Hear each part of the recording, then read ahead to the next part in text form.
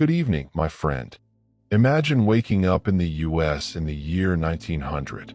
No cell device by your bedside, no indoor plumbing, just the mill siren blaring at 5 in the morning.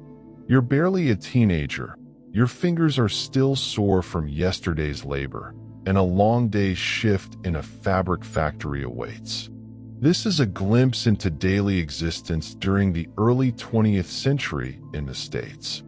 Oh, and a brief note before we begin. If you're a regular listener, please tap the like or follow button. I'm always curious about our audience, so share your town and current time. It's fascinating to ponder some of you are enjoying breakfast in London as I'm writing this late here in America. All right, let's journey back to 1900. Believe me, it's going to be quite an experience. But first, get settled. Seriously, fluff those cushions. Snuggle under that cover because where we're headed, you'll want to be comfortable. Your eyelids flutter open in the gloom, not by choice, but because the factory horn just shrieked across the Lower East Side of Manhattan like a phantom. Precisely 5 a.m. without fail. The immediate sensation is the chill. The first thing that hits you is the biting cold. It's a New York January in 1900.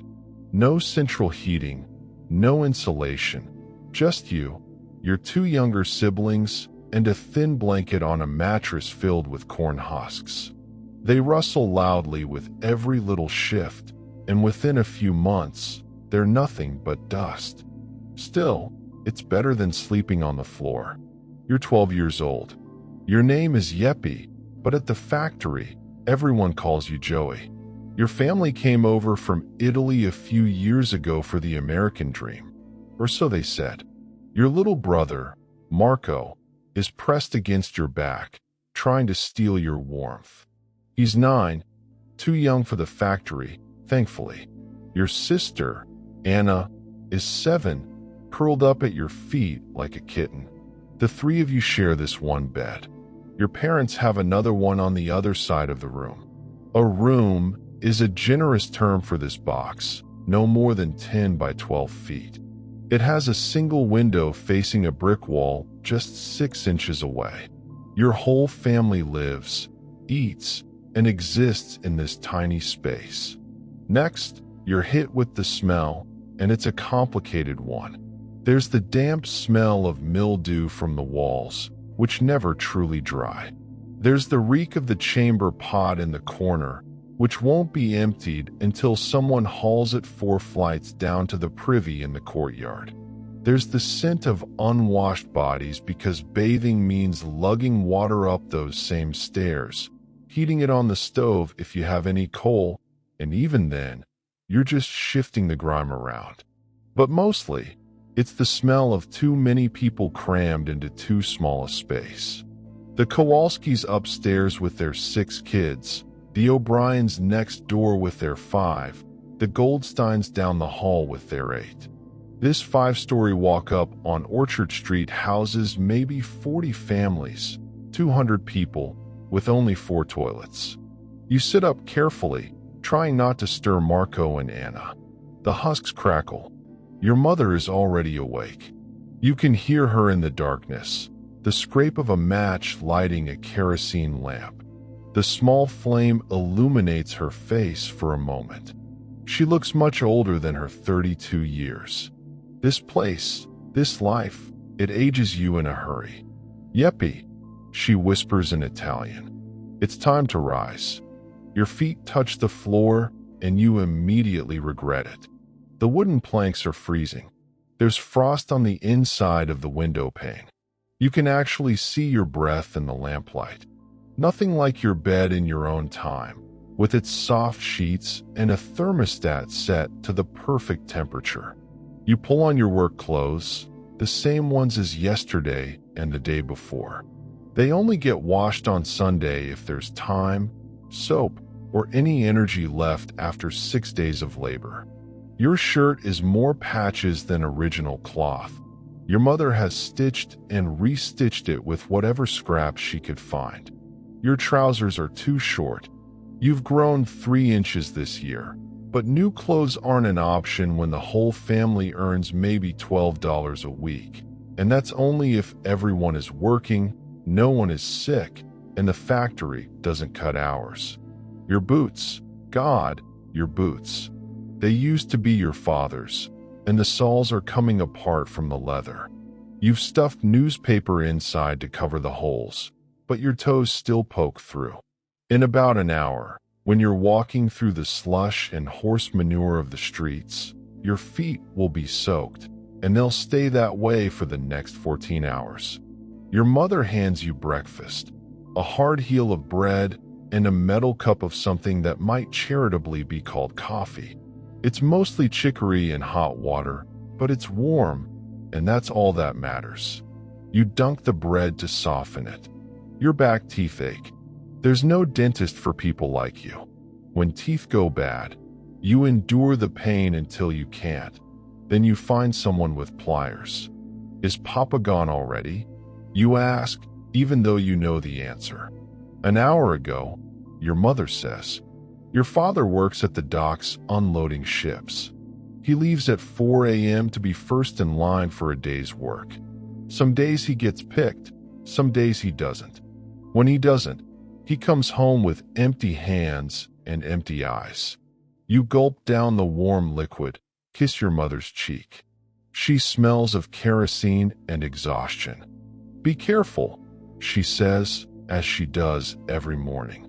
As if being careful is something you can control when you're working in a textile mill with machines that could rip your arm off if you zone out for even a moment.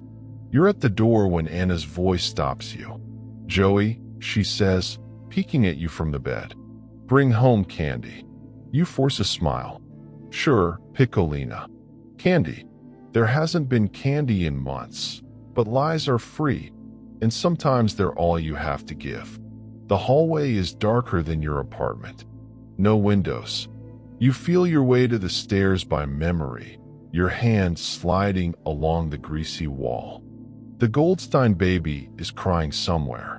The O'Brien father is coughing that wet, tubercular cough that's been getting worse for weeks. Soon, he won't be coughing at all. For flights down. Each step creaks, some are rotting through. Mrs. Kowalski broke her ankle on these stairs last month. She still can't work. Her oldest son, Stefan, is 14. He's pulling double shifts to make up the money. The front door of the tenement opens onto Orchard Street, and the cold hits you like a solid wall. It's maybe 15 degrees. Your thin jacket might as well be made of paper, but at least you're outside, away from the smothering closeness of the building. The street is already alive. This is the Lower East Side, the most densely populated place on Earth. More people per square foot than Bombay, than London, than anywhere. Horse-drawn carts clatter over the cobblestones. Vendors are setting up their push carts, selling everything from rotting vegetables to suspiciously fresh meat. The stench of horse manure is everywhere, frozen in some places, fresh and steaming in others. You step around a dead cat, or maybe it's a rat. It's hard to tell in the pre-dawn darkness. The city doesn't clean these streets. Not down here. Not for people like you.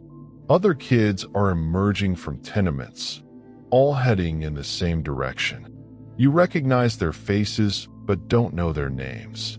Polish kids, Jewish kids, Irish kids, Italian kids like you.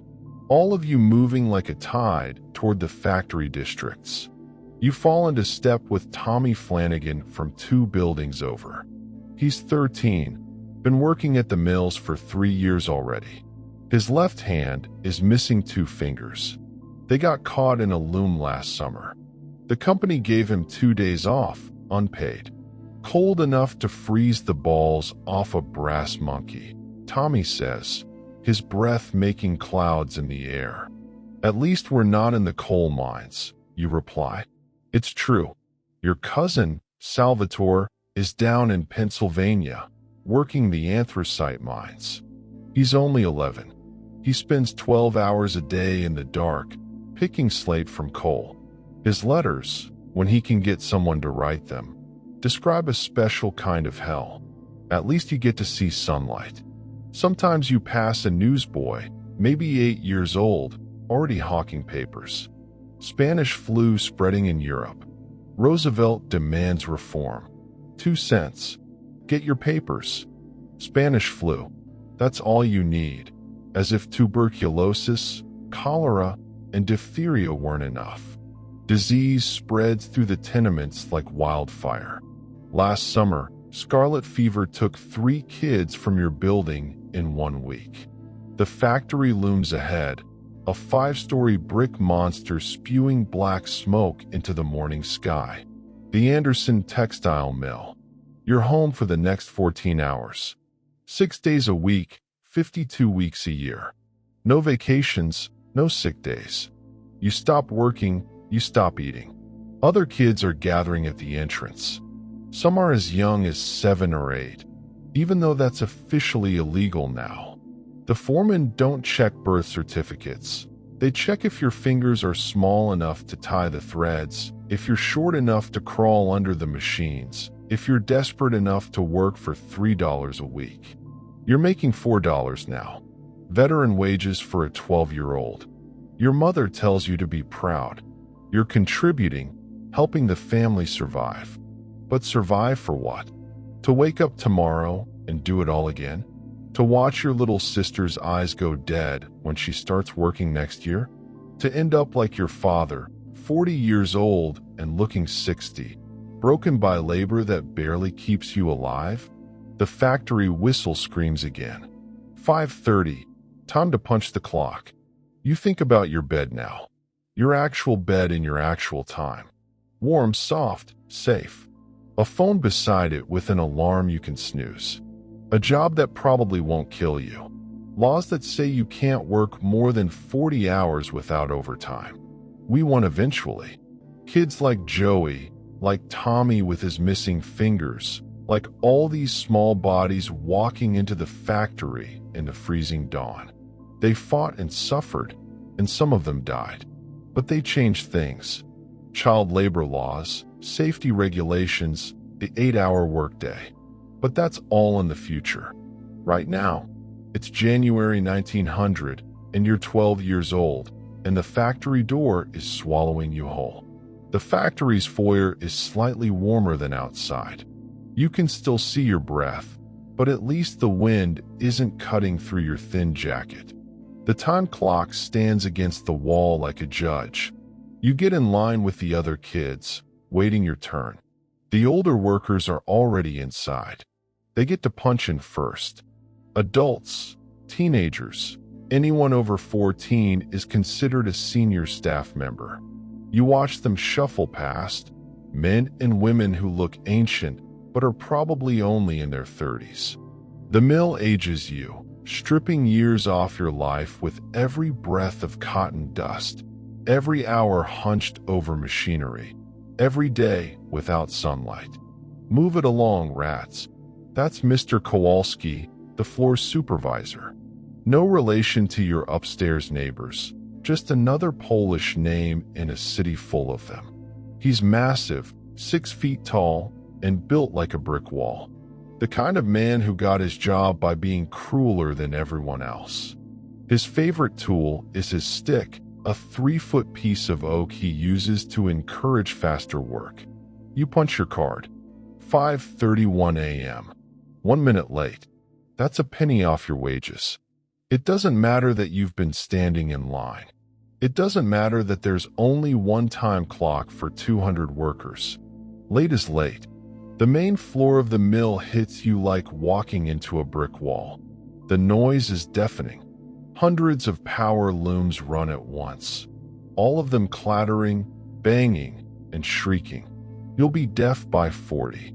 Your grandfather back in Italy was a farmer who lived to be 70 with his hearing intact. Here, it's a different story. The cotton dust is already thick in the air. It's like fog, but a fog that gets into your lungs and never comes out. They call it mill workers' cough. Everyone has it. That dry, hacking sound that follows you home, keeps you up at night, and gets worse every year until it stops. The heat from the machines is starting to build. In an hour, it'll be stifling in here. In the summer, kids pass out from the heat. In the winter, you go from freezing to sweltering to freezing again when you leave. Your body never adjusts, it just endures. You make your way to your station. You're a doffer now, a step up from being a sweeper. Sweepers are the youngest kids, the ones who crawl under the running machines to clean out the cotton fibers. Every week, someone gets their hair caught or their hand, or worse. As a doffer, your job is to remove the full bobbins from the spinning frames and replace them with empty ones. Sounds simple, but it's not. The machines never stop.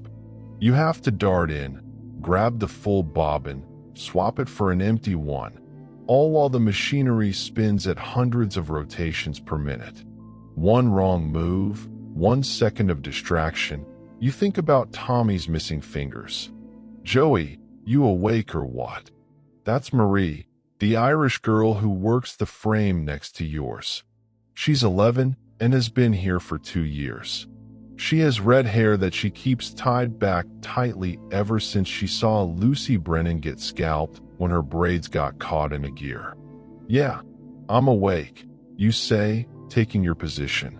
The frames stretch out in long rows, each a testament to progress, as the owners call it. These machines can do the work of 100 hand spinners. They just need children to tend to them. Small fingers for delicate work. Short bodies that don't need to be paid an adult wage. You start your routine. Watch the bobbins fill with thread. Wait for the exact moment. Dart in. Swap. Dart out. Repeat for 14 hours. Within minutes, you're sweating despite the cold morning. The work is constant. No sitting, no stopping. If Mr. Kowalski catches you idle, that's a crack with his stick, or worse, you're fired. And there's a line of kids outside waiting to take your place. The cotton fibers float through the air like snow. It would be beautiful if it wasn't slowly killing you. You tie your handkerchief over your nose and mouth, but it doesn't help much. By the end of the day, when you blow your nose, it'll be black. Around you, the mill is a symphony of misery. Kids coughing, machines screaming, supervisors shouting, and underneath it all, the constant clack, clack, clack of the looms, like a giant clock counting down the hours of your childhood. This isn't like your job. Your job probably has breaks, labor laws, someone making sure you don't die on the clock. Here, you're not a person. You're a part of the machine, a replaceable part. Heads up. You look over to see little Michael Ollie struggling with a full bobbin. He's 8. He shouldn't even be here, but his father died in a construction accident last month, and his mother needs the money. The bobbin is almost as big as he is. You want to help him, but you can't leave your station. That's another penny gone, another step closer to your family not eating, so you watch as he struggles with it, his small arms shaking with the effort. This is what childhood in 1900 is. Not school, not playing, not growing up safe and loved. But you know what? These kids like Joey and Marie and little Michael, they're tougher than anyone gives them credit for. They're surviving something that would break most people. And some of them, not many, but some, are going to grow up and change things. In 20 years, some of these mill children will be union organizers.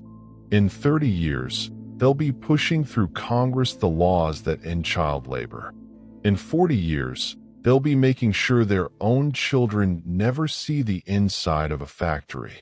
But that's the future. Right now, it's 6 a.m. in a textile mill in New York City, and you're 12 years old, with 13 and a half more hours to go. At 6:30, the mill is fully awake, every machine running. every worker at their station. The cotton dust is thick enough that you can barely see the far wall. Your throat is beginning to scratch with that familiar burn. Marie leans over between bobbin changes. You hear about the Mosque girl? You shake your head, your hands still working. Always working. Caught her hair yesterday, second shift.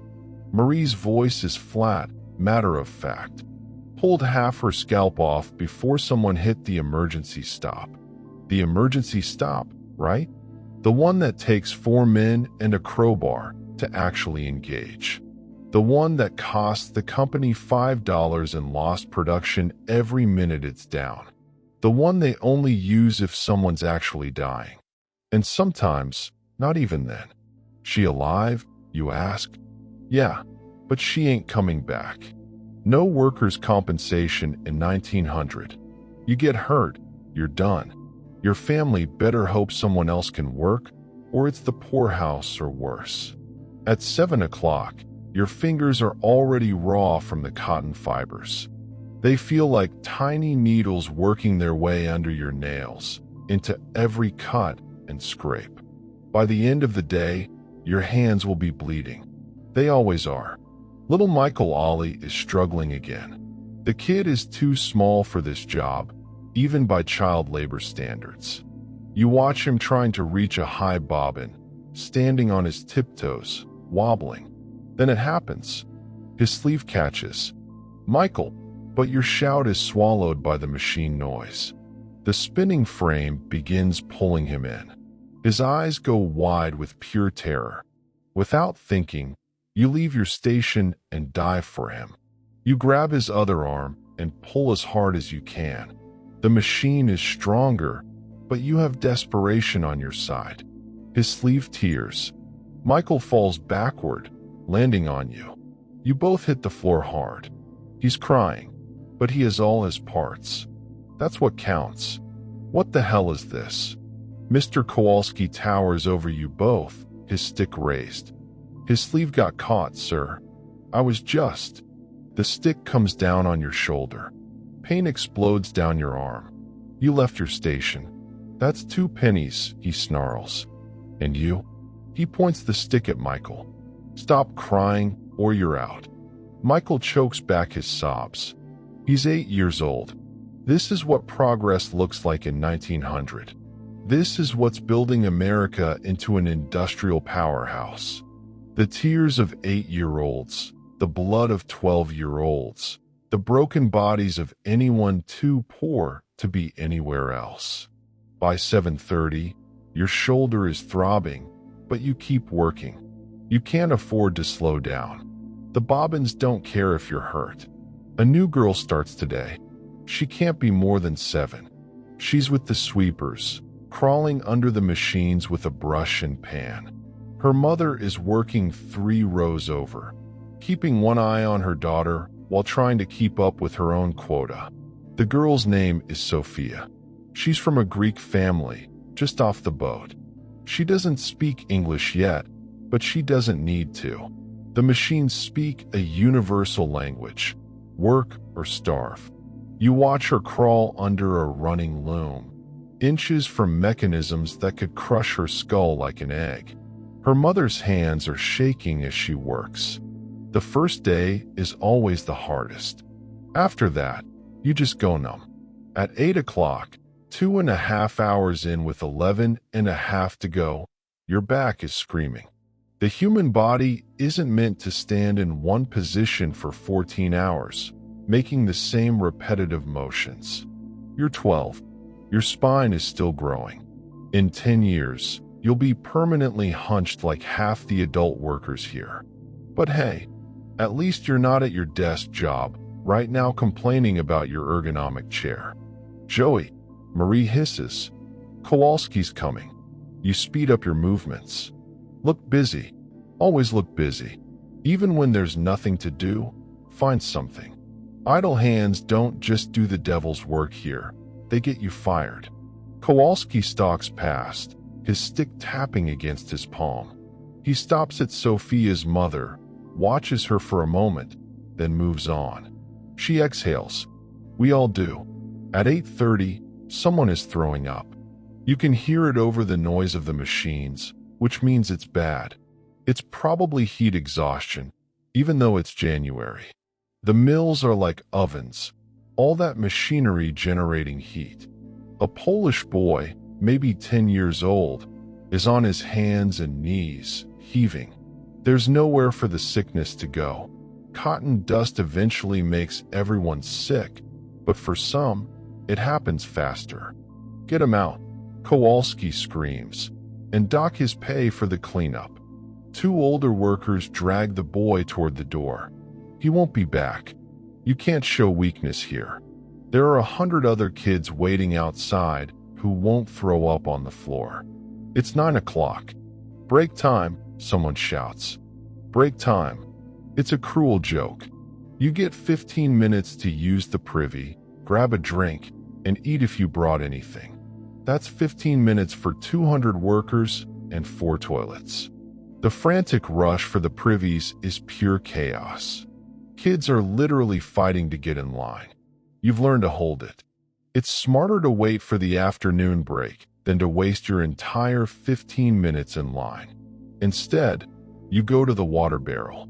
The water is lukewarm and tastes metallic, but your throat is parched with cotton dust and you need it. You gulp it down, knowing you'll regret it later when you have to pee and can't leave your station. Marie is next to you, unwrapping a small package. It's half a potato and a slice of bread that's more mold than grain. Want some, she offers. You shake your head. You're hungry, but not quite that hungry yet. She shrugs and eats it anyway. When you're poor, you don't waste food, not even moldy food. Your stomach is already ruined from all the garbage you've eaten over the years. What's a little more damage? I heard Roosevelt might run for president, she says between bites. Yeah, you reply. They say he'll bust up the big trusts and make things better for workers. You want to laugh, but it would hurt your throat. Politicians have been promising to make things better since before you were born. Yet here you are, a 12-year-old in a textile mill, earning pennies, while men in New York mansions light their cigars with dollar bills. Maybe, you say, because what else is there to say? Hope is all some of you have. At 9:15, it's back to work. The frames seem louder after the break. Or maybe it's just that you got used to the relative quiet for 15 minutes. Your ears are ringing. They always ring these days. Sometimes at night, lying on your corn husk mattress, the ringing is all you can hear. A new problem. One of your bobbins is jamming. The thread keeps snapping. If you can't fix it, production slows. If production slows, Kowalski will come over. Your fingers are shaking from exhaustion, hunger, fear, making your hands unsteady. Stefan, the Kowalski boy from your building, not the supervisor, steps in. He's 14 and has worked here since he was 8. His fingers move like lightning, fixing the thread in seconds. Thanks, you whisper. He just nods and returns to his station. Small acts of kindness are how you survive here. Looking out for one another when the bosses aren't looking. At 9:45, a disturbance erupts at the far end of the floor. There's a commotion, shouting, then the sound everyone fears, a scream cut short. The machines don't stop. They never stop. But now everyone is looking, trying to see what happened. Word travels fast in the mill, whispered from station to station like a telegram. Brennan's boy, hand caught in the gears. Timothy Brennan. He's 10. He was 10. You can see them carrying something out, something covered in a bloody sheet. It's too small to be a whole person. Everyone goes back to work. What else can you do? Stop and mourn. That's a penny off your wages. Get angry? That's your job gone. So you work and you try not to think about Timothy Brennan, who was 10 years old and had a little sister named Ruth, who will likely have to take his place here next week because her family needs the money. This is America in 1900. the land of opportunity, the golden door, the place where the streets are paved with gold. Yes, gold mixed with the blood of 10-year-olds. It's 10 a.m., 4.5 hours down. Your hands are bleeding now, right on schedule. The cotton fibers have worked their way through your calluses. You wipe the blood on your pants and keep going. Sophia, the new Greek girl, is crying under the machines. Her tears are silent because any noise gets you fired. Her hands are black with machine oil and cotton dust. She doesn't understand why she can't go home. She doesn't understand that this is home now, 14 hours a day, 6 days a week. Her mother can't go to her, can't comfort her, can't do anything but watch, work, and pray her daughter survives long enough to get used to it. You remember your first day? You cried too. Everyone does. Then you learn that tears don't change a thing. They just make it harder to see the machines trying to kill you. Hey, kid. You call out to Sophia the next time she crawls past. You say it softly so Kowalski won't hear. She looks up at you with huge brown eyes.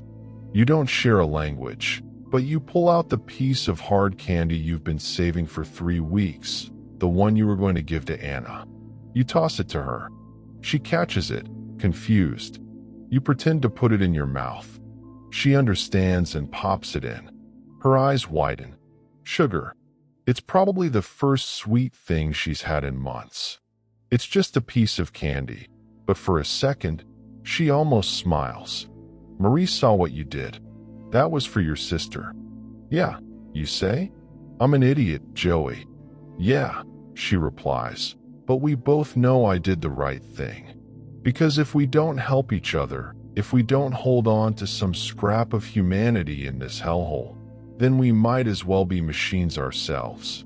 At 10:30, the morning shift supervisor, Mr. Harrison, comes through. He's worse than Kowalski because he's smart. Kowalski just beats you. Harrison finds ways to make you beat yourself. He stops at each station, checking production. If you're behind your quota, that's a fine. If you're too far ahead, he raises your quota. You can't win. That's the point. He gets to my station, looks at my numbers. You're down from yesterday, Yeppy. He uses my real name. He knows I hate it. He knows it marks me as different, as foreign, as other. I had to fix a jammed bobbin, sir. Excuses don't make textiles, boy. He marks something in his ledger. That's another penny gone. Maybe 2. At this rate, I'll owe the company money by the end of the week. That's not a joke. Some weeks, after all the fines and deductions, workers end up in debt to the mill. Company store prices, company housing rent, it all adds up. They own you more completely than slavery ever did. At least slaves knew what they were. The machines roar on, always hungry, always feeding on cotton and childhood in equal measure. You look around at all these kids, Polish kids, Irish kids, Italian kids, Jewish kids, Greek kids. All of us different, all of us exactly the same. All of us feeding ourselves to the machines, one day at a time. In your real bed, in your real time, you're probably worried about your alarm clock, about being 5 minutes late to a job that won't kill you, about whether to have coffee or tea. These kids don't have those choices. They get up, they work, they survive, or they don't. That's it. That's the entire menu. But here's the thing about these kids, these small warriors of the Industrial Revolution. They're going to win. Not today, not tomorrow, not for years, but eventually. Some of them will grow up to be union organizers. Some will become teachers and teach their children to fight. Some will become writers and tell these stories. And some, like Timothy Brennan, who lost his hand this morning, will become the statistics that finally shock the world into changing. The Factory Acts, the Fair Labor Standards Act, OSHA, all of it was paid for in blood and childhood and 14-hour days. But that's the future. Right now, it's 10:45 on a Tuesday morning in January 1900, and you're 12 years old. Your hands are bleeding, and you have 9 more hours to go. At 11 o'clock, the sun is high enough that a few rays actually make it through the grimy windows. Shafts of light filled with cotton dust, like snow that never settles. It would be pretty if it wasn't destroying your lungs with every breath. The heat is building now. It's January outside, but in here it has to be pushing 80 degrees. The machines generate heat like furnaces. Add 200 nonstop working bodies, and you've got your own little slice of hell. Stefan passes by with a cart of empty bobbins. He's limping. "What happened?" you mouth at him. He shakes his head. Don't ask. But you can see the blood seeping through his boot. He probably dropped something on his foot, maybe broke a toe or two. He'll work through it anyway, because what choice does he have? This is the thing nobody talks about. Not just the big accidents, the ones where kids lose hands or worse. It's the constant small injuries, the cuts that never heal because they get reopened every day, the bruises that turn black, green, and yellow, the sprains and breaks that you just work through because missing a day means your family doesn't eat.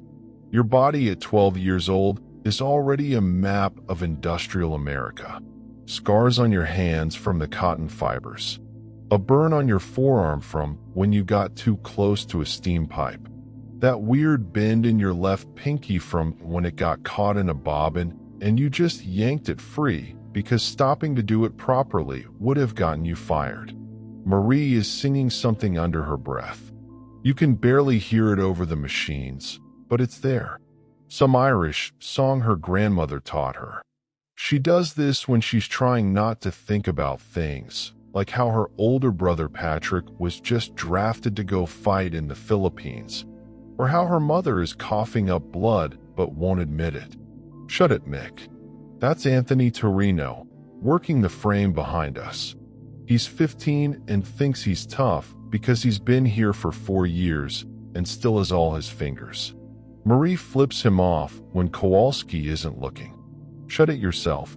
They hate each other, but it's the kind of hate that's really just fear wearing a disguise.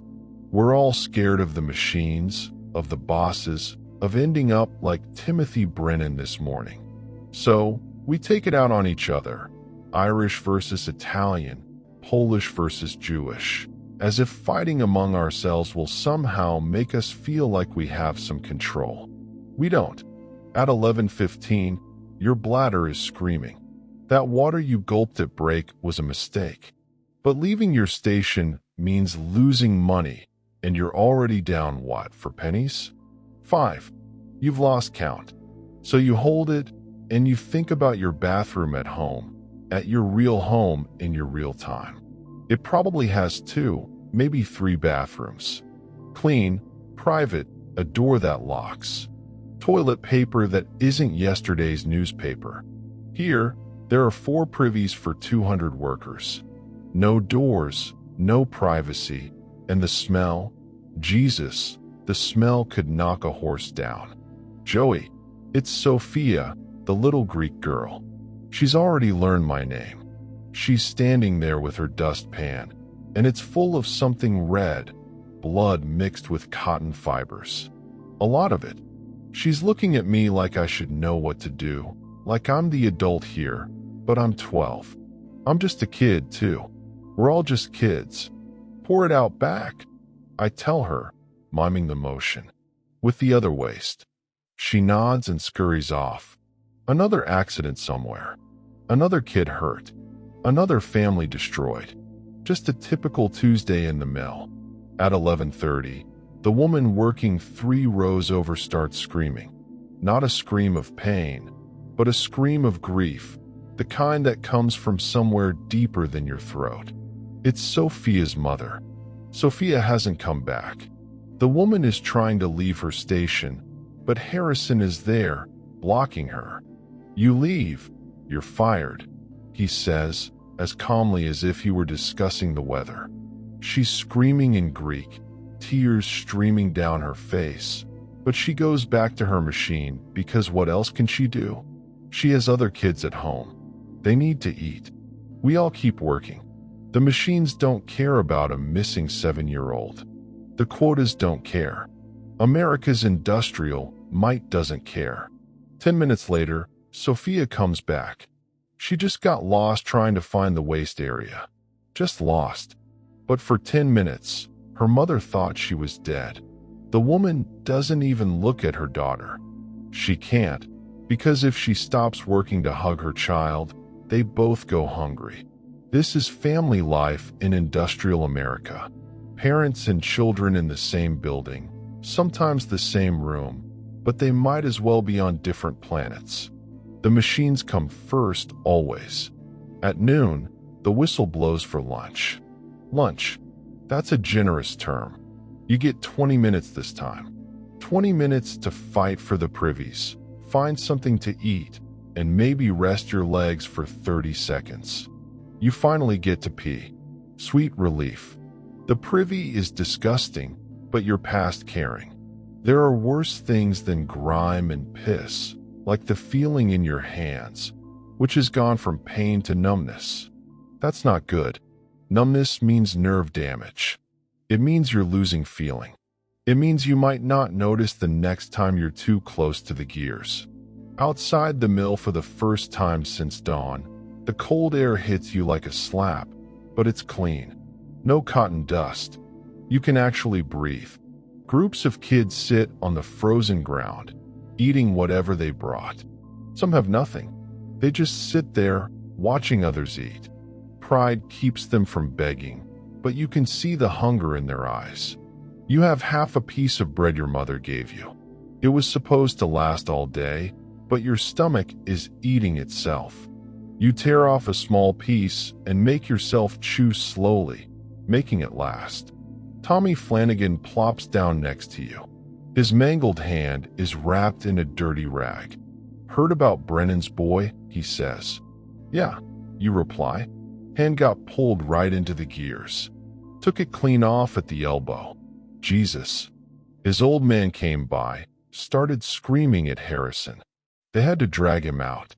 He gonna sue? Tommy laughs, but it's not funny. Sue with what lawyer? With what money?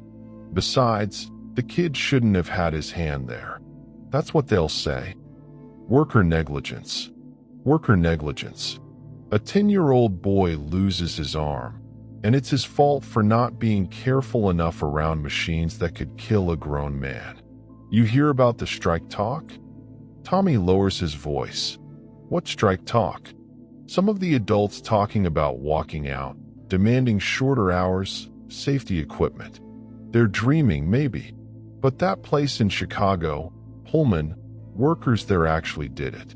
Shut the whole operation down. An army came in, broke it up, a bunch of people died. Of course they did. That's how it always ends. Workers demand to be treated like humans, and the government sends in troops to remind them they're not. But still, the idea of it, of everyone just stopping, of saying no more, of making the machines go silent, it's a dangerous thought, the kind that gets people blacklisted or worse. At 12:15, you're back inside. The afternoon shift is always worse. You're tired, hungry, and the heat just keeps building. By 2 o'clock, it'll be over 90 degrees in here. Kids will start passing out.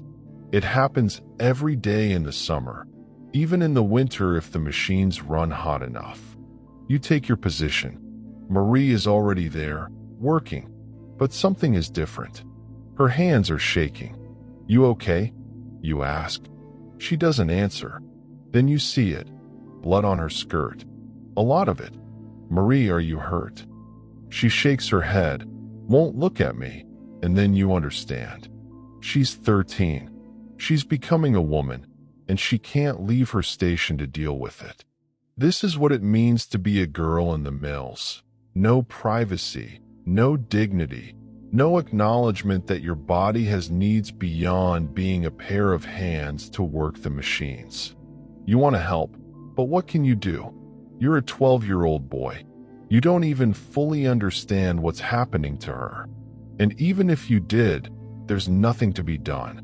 She'll stand there, bleed through her clothes, and keep working because that's what you do. That's what we all do. At 12:30, a new crisis.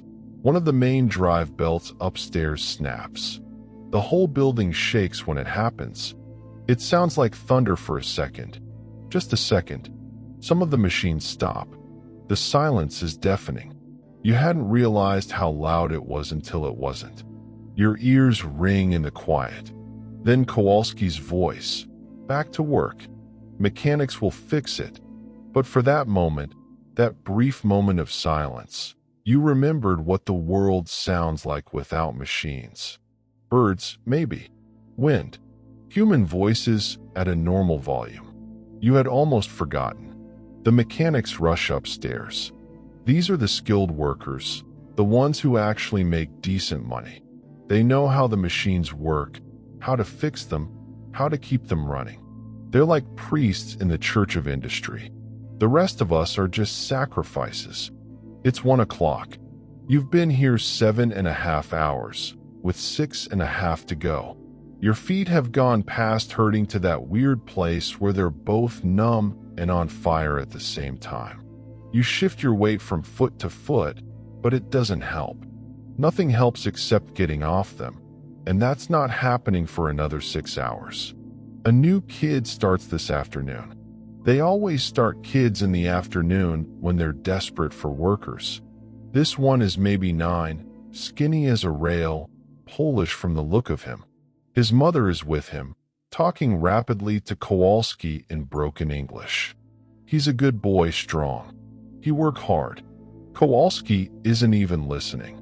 He's looking at the kid's hands, small, nimble, perfect for the machines. $3 a week. Take it or leave it. The mother nods frantically. Yes, yes, thank you. Thank you for the privilege of feeding her son to the machines. For the opportunity to watch him age 5 years and 5 months. For the chance to maybe, possibly, keep her family from starving. The kid's name is Stanislaw. Stan. He's assigned to the sweepers. Within an hour, he'll be under the machines, crawling through cotton dust and oil, trying not to get his hair caught, trying not to die. Welcome to America, Stan. The land of the free, home of the brave, where 9-year-olds work 14-hour days so that rich women in Boston can have cheap cloth for their dresses. You watch him disappear under a loom and try to remember what it felt like to be new here, to still have hope that it would get better, that if you worked hard enough, you could work your way up, maybe become a mechanic, maybe even a supervisor. But then you look at the adult workers, the ones who've been here 20 years. Bent backs, ruined lungs, missing fingers, still making barely more than you. Still one accident away from disaster. There's no working your way up. There's just working until you can't anymore. At 1:15, something is happening at the loading dock. Commotion, shouting, but not the usual kind. Word spreads like wildfire. Roosevelt's here. Theodore Roosevelt, the governor of New York, here at the mill. Everyone is trying to look without looking like they're looking. Even Kowalski seems nervous. Harrison is practically vibrating. Then he walks in. Roosevelt is shorter than you expected, but he has an energy that fills the room. He's with a whole group. Men in suits with notebooks, a woman with one of those new camera things. They're here about Timothy Brennan, the boy who lost his arm. Someone, somehow, got word to the governor's office. Roosevelt walks right up to one of the machines. He looks at it, then at the kids working it. His face is like stone. "How old are you, son?" he asks Marie. 13, sir. "And how long do you work each day?" 14 hours, sir. He writes something in a notebook, moves to the next kid, and the next, asking questions, taking notes. The photographer's camera keeps flashing. He gets to you. What's your name? Joey, sir. Giuseppe? Italian. Yes, sir. How old? 12, sir. He looks at your hands, at the blood and scars from the work. His jaw tightens. He writes more notes. Harrison is trying to intervene, talking about progress, necessity, and the American economy. Roosevelt just keeps walking, keeps asking questions, keeps writing. He stops at little Stan, the new boy who just crawled out from under a machine. This boy can't be more than 9. He's small for his age, Harrison says quickly. I wasn't talking to you. The room goes quiet. Even the machines seem to hum softer. Roosevelt kneels down, eye level with Stan. How old are you really? Stan looks at his terrified mother. She nods. 9, sir. Roosevelt stands and turns to Harrison. This ends. Sir, you have to understand, these people need the work. Children. These are children. The families depend. Then pay the adults enough that they don't need to send their babies to work. He's angry now, really angry. You can see it in how he holds himself, controlled, but barely. Change is coming, he says to the room, to all of us. I promise you that. Then he's gone, just like that. A whirlwind in and out. For a minute after he leaves, nobody moves. Then Kowalski's stick comes down on a workbench. Back to work. Show's over. Quotas don't fill themselves. And we do. We go back to work because Roosevelt is gone, but we're still here. Still poor, still hungry, still needing these jobs. But something's different. You can feel it, like the air before a storm. Change is coming, he said. Maybe, maybe not. Either way, you still have 5.5 hours left on your shift. At 1:30, Roosevelt has been gone for 15 minutes, and it's as if he was never here. The machines don't care about governors. The cotton doesn't care about promises. And Harrison is walking the floor with a vengeance, making up for looking weak in front of the big man. You think that changes anything? He says to no one in particular, to all of us. You think some politician's going to shut us down? This mill employs 800 people, 800 families eating because these machines run. He stops at my station, looks right at me. You want to go back to Italy, Yeppy? Back to starving in Sicily? I keep my eyes on my work and don't answer. There's no single answer. That's what I thought.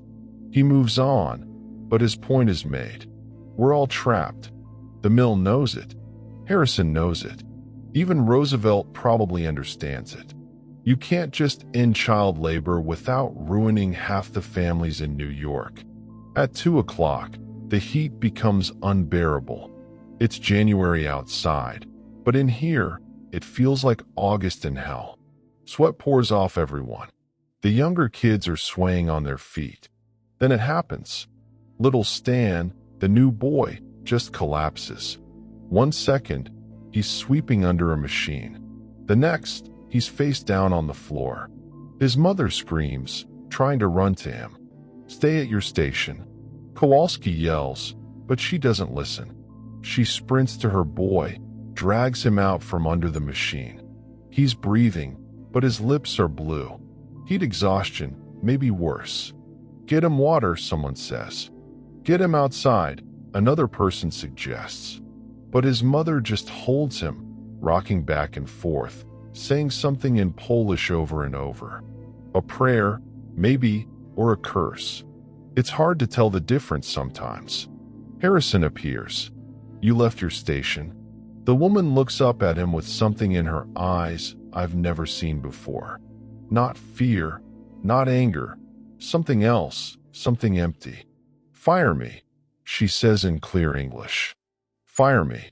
And he does. Right there. Her and the boy, both out. She carries Stan toward the door. He's conscious now, sort of mumbling. She doesn't look back. That's 2 workers gone. 2 quotas that need filling. The machine's slow for no one. You. Harrison points at a kid from the spinning frames. You're on sweeping now. Just like that. Someone else's tragedy becomes someone else's opportunity. That's how it works. Musical chairs. Except when the music stops, someone loses a finger or worse. At 2:15, my hands have stopped bleeding. That's not a good sign.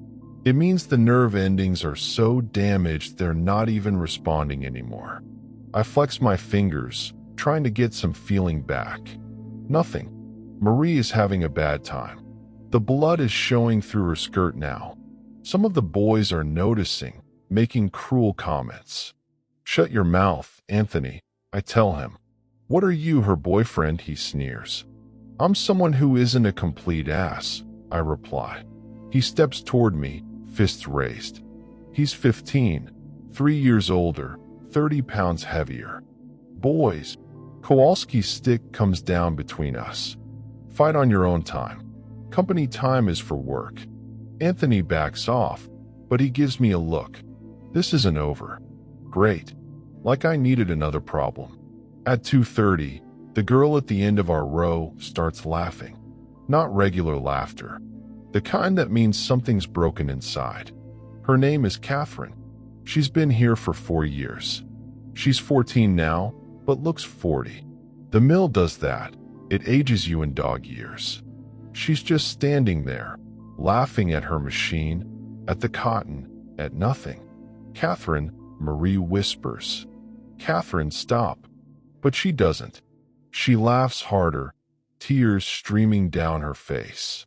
Kowalski starts toward her, but one of the older women gets there first, puts an arm around Catherine, and whispers something. The laughing turns to quiet sobbing, less likely to get her fired. Her brother died yesterday.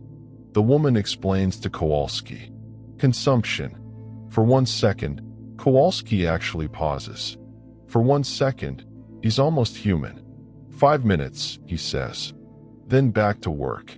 5 minutes to grieve your brother. Then back to feeding the machines. That's mercy in the mill. At 2:45, the accident whistle blows. That's 3 today. The average is 2. 3 means someone's dead or close to it. The machines don't stop. We've learned to work while listening for details. Whispers are passed from station to station. 3rd floor. Spinning room. New girl. How bad? Bad. Always bad. Nobody blows the accident whistle for a cut finger. You think about your job, your real job, in your time. They probably have meetings about workplace safety, committees, regulations, someone whose whole job is making sure nobody gets hurt. Here, the accident whistle is the safety system. It lets everyone know to work harder so they're not next. At 3 o'clock, 9 hours down, 5 to go. Your feet don't even feel like feet anymore. They're just numb stumps you're balancing on. Your back is screaming.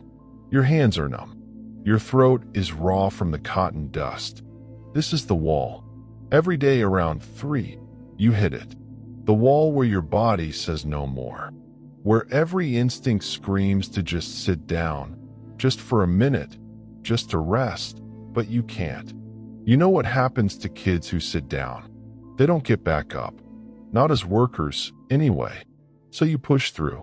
You find that place inside where you go when things get bad. That, nothing, place where you're not really here. Where you're just hands doing work. No thoughts, no feelings, just motion. It's how you survive. How we all survive, by not being completely here. At 3:15, Marie collapses. Not completely. She catches herself on the machine, but her legs gave out for a second. She's pale as paper. I'm okay, she says before anyone can react. I'm okay, but she's not. She's lost too much blood, hasn't eaten, and has been standing for 9 hours straight. I make a decision. Probably a stupid one. It's definitely going to cost me. I need the privy, I announce. Kowalski looks at me. You went at lunch. Emergency, I say. He marks it in his book. That's another penny, maybe two. But I don't go to the privy. I go to the break room where they keep the medical supplies. Medical supplies? That's a joke. It's a box with some rags and a bottle of something that might be alcohol. I grab some clean rags, stuff them in my shirt. There's also a piece of bread someone left. I take that too. Theft. That's a firing offense, but Marie needs help. Back on the floor, I pass her the rags when Kowalski isn't looking. From your boyfriend? Anthony sneers. From someone who isn't garbage, Marie shoots back. She takes the rags, disappears for 30 seconds behind the machines, and comes back looking a little better. I slip her the bread piece by piece over the next hour. She eats it without looking at me, without saying thanks. Because thanks is dangerous. It means you owe someone. And owing people gets complicated. At 3:45, the mechanics are still working on that broken belt upstairs. Every once in a while, the building shudders, metal on metal. The sound of America being built, or the sound of kids being ground up. It depends on how you look at it. Stefan limps by again. His foot is worse. The blood has soaked through his boot now. You need to get that looked at, I tell him. By who? With what money? He's right. Doctors are for people who can afford them. For us, you either heal or you don't. My mom knows some things. I offer. Herbs and stuff from the old country. Yeah, come by tonight after the shift. He nods. It's not much, but it's something. My mother does know her herbs. She learned from her mother back in Italy. It won't fix a broken foot, but it might keep it from going bad. From turning into the kind of infection that kills you in a week. At 4 o'clock, 10 hours down. The light is changing outside, getting that late afternoon slant. In an hour, it'll be dark. We came in darkness. We'll leave in darkness. Like vampires, except we're the ones getting our blood sucked. A new problem. One of the main machines is making a weird noise. Grinding metal on metal where metal shouldn't be touching metal. Everyone hears it. Everyone knows what it means. That machine is going to break. And when it does, it's going to break bad. But nobody says anything because stopping the machine means stopping production. And stopping production means Harrison asking why. And explaining means admitting you knew it was going to break, but didn't say anything earlier. So we all just work around it. Stay as far away as possible. Wait for the inevitable. At 4:15, it happens. The machine doesn't just break, it explodes. Not explodes like dynamite, but a gear shoots off, flies across the room, and embeds itself in the wall 6 inches from where a kid was standing. The machine grinds to a halt. Steam hisses, oil sprays. It's like watching a metal dragon die.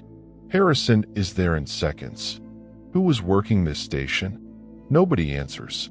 Who was working this station? A boy raises his hand. Timothy? No, a different Timothy.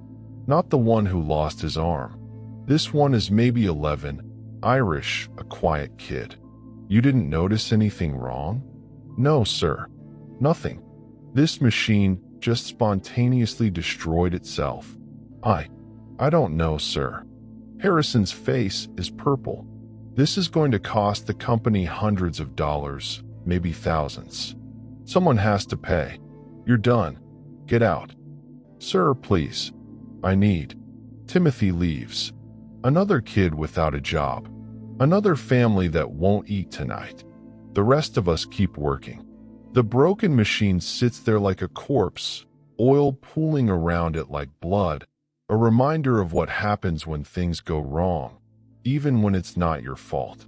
Especially when it's not your fault. At 4:30, Marie is looking better. The bread helped. The clean rags helped. But mostly what helped was someone giving a damn. Sometimes that's all you need. Someone to see you're drowning and throw you something, anything, to hold on to. Thanks. she whispers when Kowalski is across the room. Don't know what you're talking about. She almost smiles. It's the first time I've seen her almost smile in weeks. Your sister's lucky, she says. Why? Having you for a brother? I think about Anna, 7 years old, probably at home right now helping Ma with something.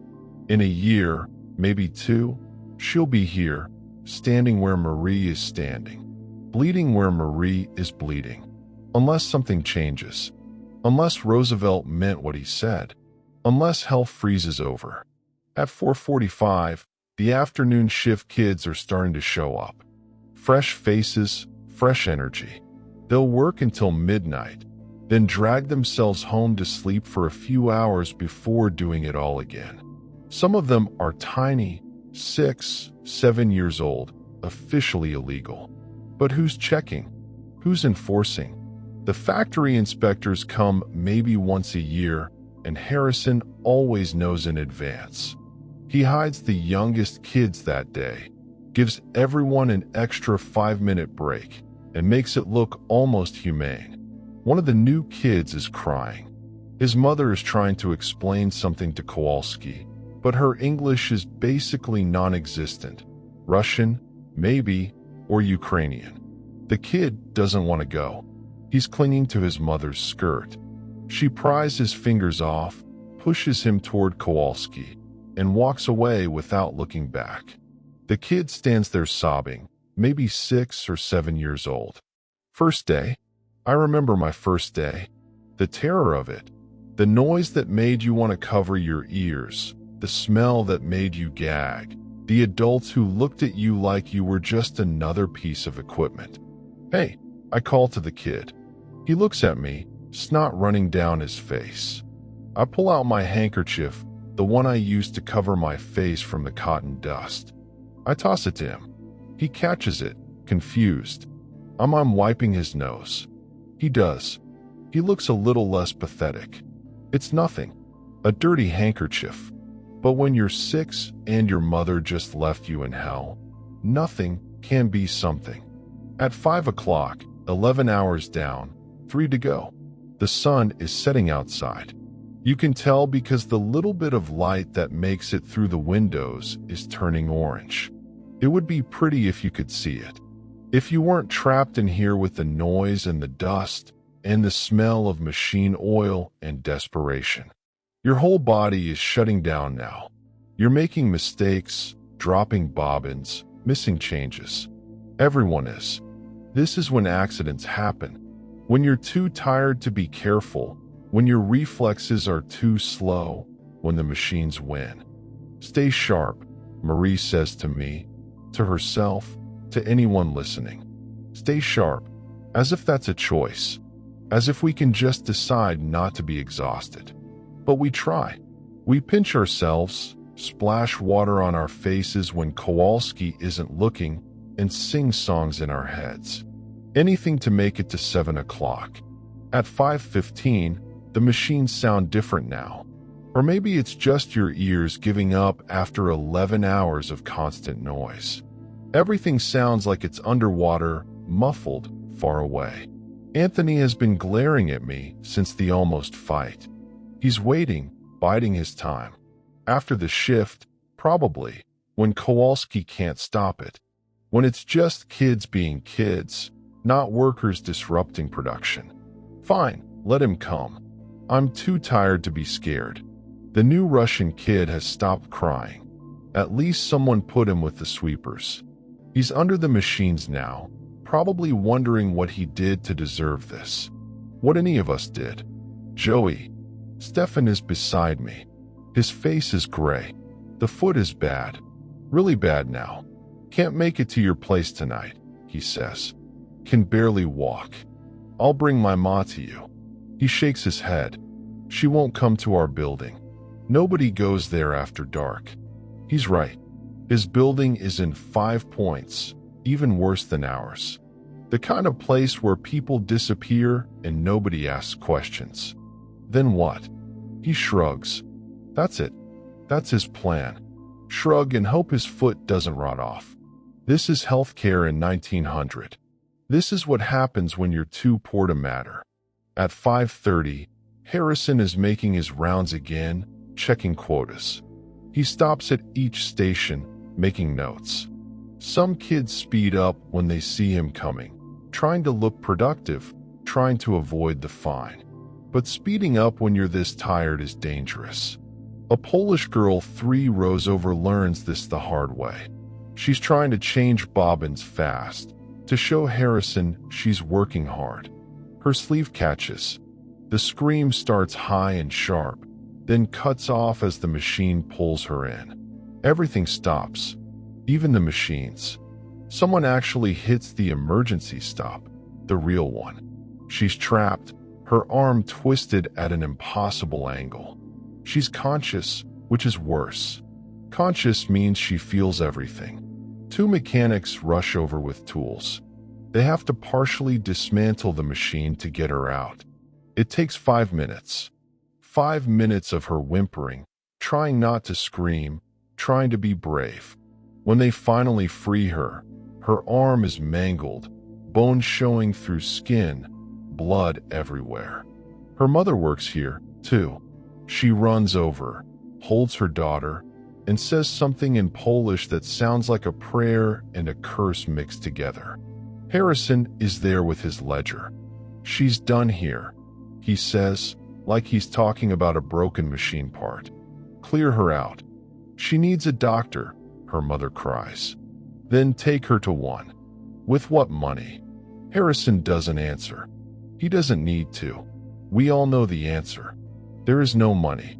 There is no doctor. There's just a 13-year-old girl with a destroyed arm and a mother who can't afford to fix it. They carry her out. She's quiet now. Shocked, probably, or just accepting what we all learn eventually. Nobody's coming to save you. The machines start up again. Always the machines. Marie is shaking. That could have been me. Could have been any of us. But it wasn't today. She's right. Today it wasn't us. Tomorrow, next week. Eventually, the machines get everyone. At 5:45, the blood is still on the floor where the Polish girl was hurt. Nobody has cleaned it up. We just work around it. We step over it. We pretend it's not there. But it is there. Dark and sticky and real. Evidence that this place eats children. The new Russian kid sees it and starts crying again. You can't blame him. His first day, and he's seen 2 kids mangled. Welcome to America, kid. Land of opportunity. Someone should write about this, Marie says suddenly. Write about what? This. Us. What happens here? Who'd read it? I don't know. People. Regular people. The ones buying the cloth we make. I want to laugh. Regular people don't care where their cloth comes from. They care that it's cheap. Our blood makes it cheap. Maybe that Roosevelt guy, she continues. Maybe he'd read it. He was just here. He saw it himself. But he can't be everywhere. Can't see every mill, every factory. She has that look, the dangerous one. The one that means she's thinking thoughts that could get her fired, or worse. It's 6 o'clock. 1 more hour. Your body isn't even pretending to work right anymore. You're dropping every 3rd bobbin. Your timing is off. Your hands won't close properly. This is when kids lose fingers. When exhaustion wins and the machines take their toll. Stay awake, I tell myself out loud. I don't care who hears. Talking to yourself now, Yeppy. Anthony calls out. Going crazy like Catherine. At least I'm not going ugly like you. It's a weak comeback, but it's all I've got. My brain is running on fumes. He steps toward me again, but then something weird happens. Stefan steps between us. Stefan, who can barely walk. Leave him alone, Tony. Or what? You'll bleed on me. Or I'll tell everyone about that thing you did. You know the thing. Anthony's face goes white. Whatever Stefan knows, it's bad. You wouldn't. Anthony backs off, goes back to his station. Crisis averted for now. What thing? I ask Stefan quietly. Nothing. But Anthony doesn't know that. I almost laugh. Almost. At 6:15, 45 minutes to go. The night shift is fully here now. Fresh workers ready to take our places. They look so clean. So rested. Were we ever that clean? That rested? Some of them are adults. Real adults. Not just teenagers. They get the night shift because it pays an extra 50 cents. 50 cents to work in the dark when the accident rate doubles. When the exhaustion is so bad people hallucinate. I see my replacement, a Polish kid, maybe 10. He's watching me work, learning the rhythm. In 15 minutes, he'll take my spot, and I'll finally be able to leave. If I can make it 15 more minutes. You know what I want? Marie says suddenly. What? Ice cream. The randomness of it makes me actually look at her. Ice cream. Yeah, I had it once at Coney Island. My uncle took me before he died. Vanilla. Cold and sweet. She trails off, lost in the memory of one perfect moment in a life full of imperfect ones. What do you want? She asks. I think about it. What do I want besides the obvious? To see the ocean. You've never seen the ocean? Saw it from the ship when we came over, but not really. Not standing on a beach, not touching it. It's salty, she says. Yeah, and loud. Waves crash all the time. Like machines, but better. Different. We're quiet for a moment, two kids dreaming about ice cream and oceans while standing in hell. At 6:20, the supervisor for the night shift arrives, Mr. Brennan. No relation to the kid who lost his arm this morning. Just another Irish name in a city full of them. He and Harrison talk near the office, probably about Roosevelt's visit, about the Polish girl's accident, about the cost of it all. Not the human cost. The dollar cost. Always the dollar cost. At 6:25, so close now. So close to leaving. My legs are shaking. Actually shaking, like when you have a fever, except you're not sick. Just exhausted beyond what bodies are meant to handle. The Russian kid throws up, just leans over, and empties his stomach right there on the floor. Nothing in it but bile and the bread they gave him at dinner break. His supervisor cuffs him on the head. Not hard, but hard enough. Clean it up. The kid doesn't understand English, but he understands the tone. He starts trying to clean it with his hands, his bare hands. Jesus Christ. I grab some cotton waste from my station, toss it to him, and show him how to use it to soak up the mess. He looks at me like I'm an angel, like I've just saved his life. All I did was give him some garbage cotton. But when you're 6 and covered in your own vomit in a factory in a country where you don't speak the language, garbage cotton is salvation. At 6:30, the night shift takes over. That's time. Kowalski shouts. Day shift out, night shift in. The relief is physical, like someone just took a boulder off your shoulders. But we don't run for the door. We can't. Our bodies won't move that fast. We shuffle, exhausted zombies heading for the exit. Marie is beside me. We don't talk. Too tired for words. The time clock is ahead. The beautiful, terrible time clock that says we're done for today. I punch out. 6:31. 13 hours minus breaks, minus fines, minus everything they can think of to take from us. $3.70. That's what I made today if I'm lucky. If Harrison doesn't find more reasons to dock me. $3.70 for 13 hours of my childhood. The cold air outside hits like a baptism. Harsh, but cleansing. No cotton dust. No machine oil. Just New York in January. Dirty and frozen and beautiful because it's not the factory. Stefan is limping worse than ever. You sure about not coming? I ask. Can't make it that far. Then what? Hey, Yeppy. Anthony. Of course, he's been waiting. We got business, he says. I'm too tired for this.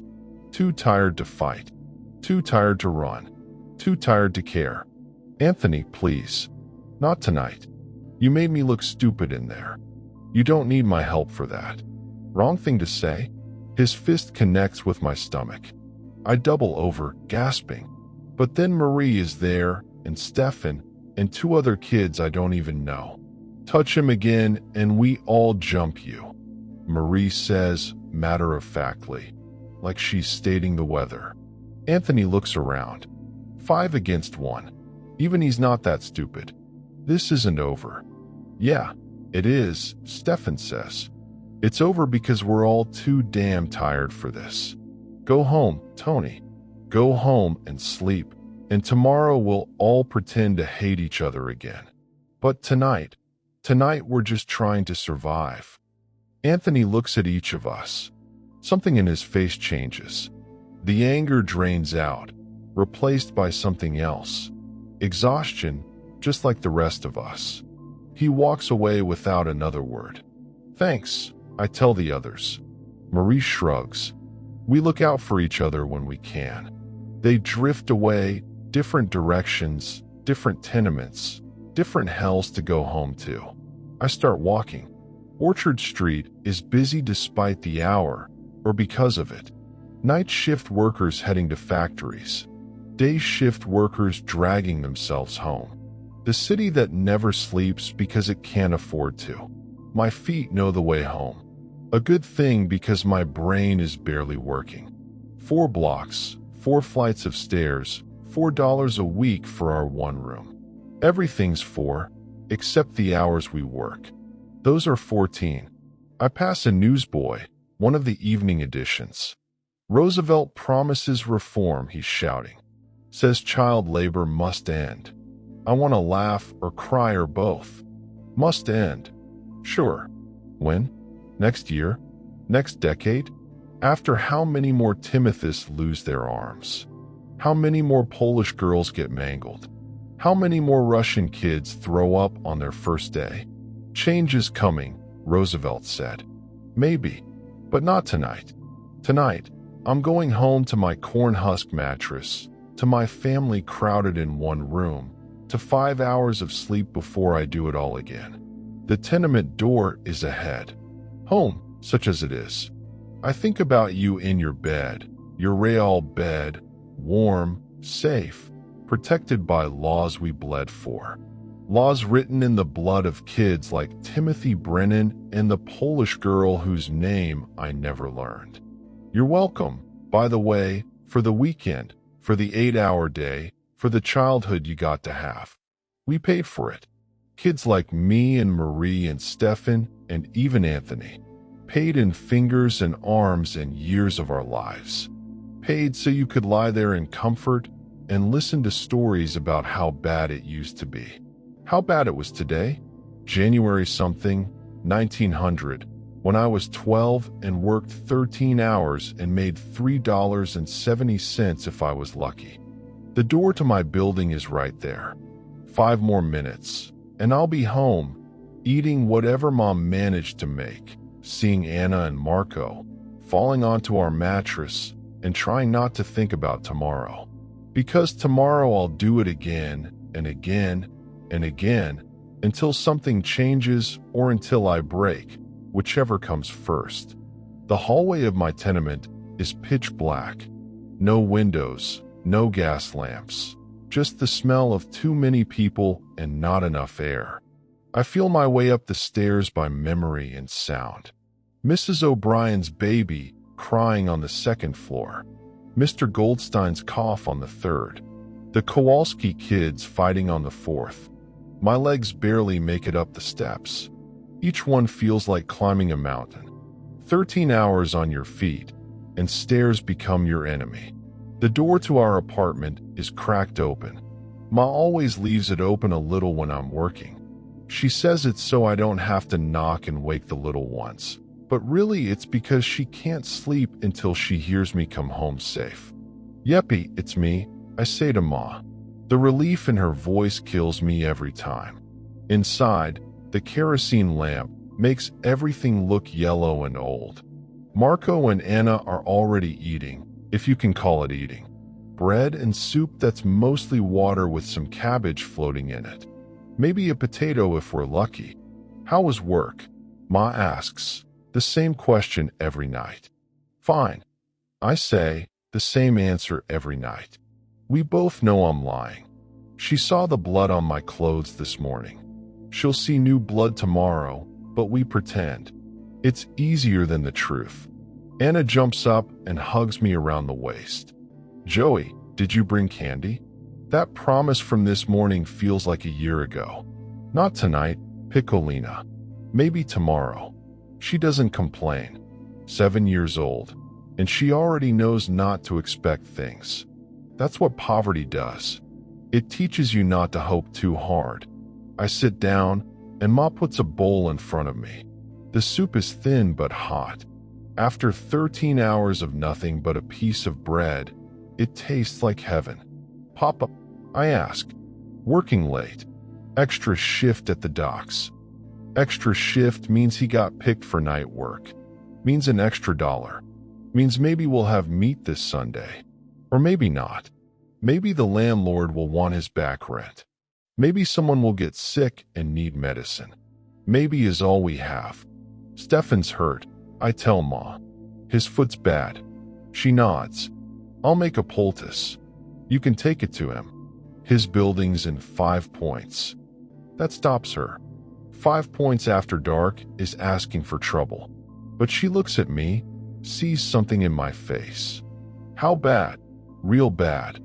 She sighs, gets up, and starts pulling herbs from the shelf, dried things she brought from Italy, things she grows on the fire escape when she can.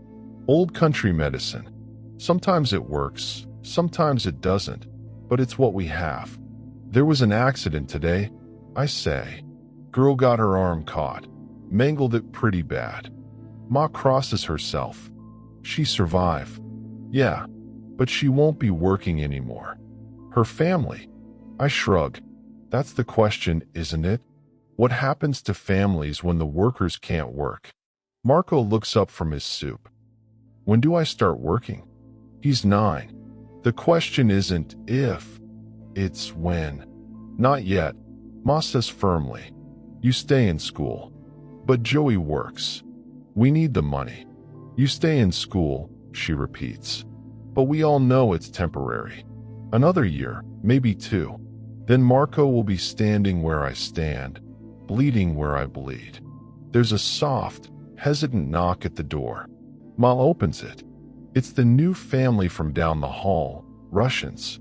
The mother is holding a baby that won't stop crying. She says something in Russian, then tries English. Please, baby's sick. You have medicine? Ma doesn't hesitate. She takes some of her herbs, shows the woman how to make tea with them, and gives her enough for 3 days. That's half our supply, but Ma doesn't mention that. The woman tries to pay, holds out 2 pennies. No, Ma says. We help each other. The woman cries, actually cries over 2 pennies worth of herbs. After she leaves, I ask Ma, what if we need those herbs? Then someone will help us. Who? She doesn't answer because we both know, maybe nobody.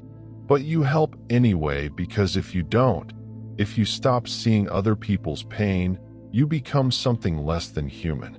And in a place like this, your humanity is the only thing they can't take from you. Not for lack of trying, though. Anna tugs at my sleeve. Joey, tell us a story. I'm tired, Anna. Please, about Italy. Italy? I barely remember it. I left when I was 9. But I remember enough. The sun that actually felt warm.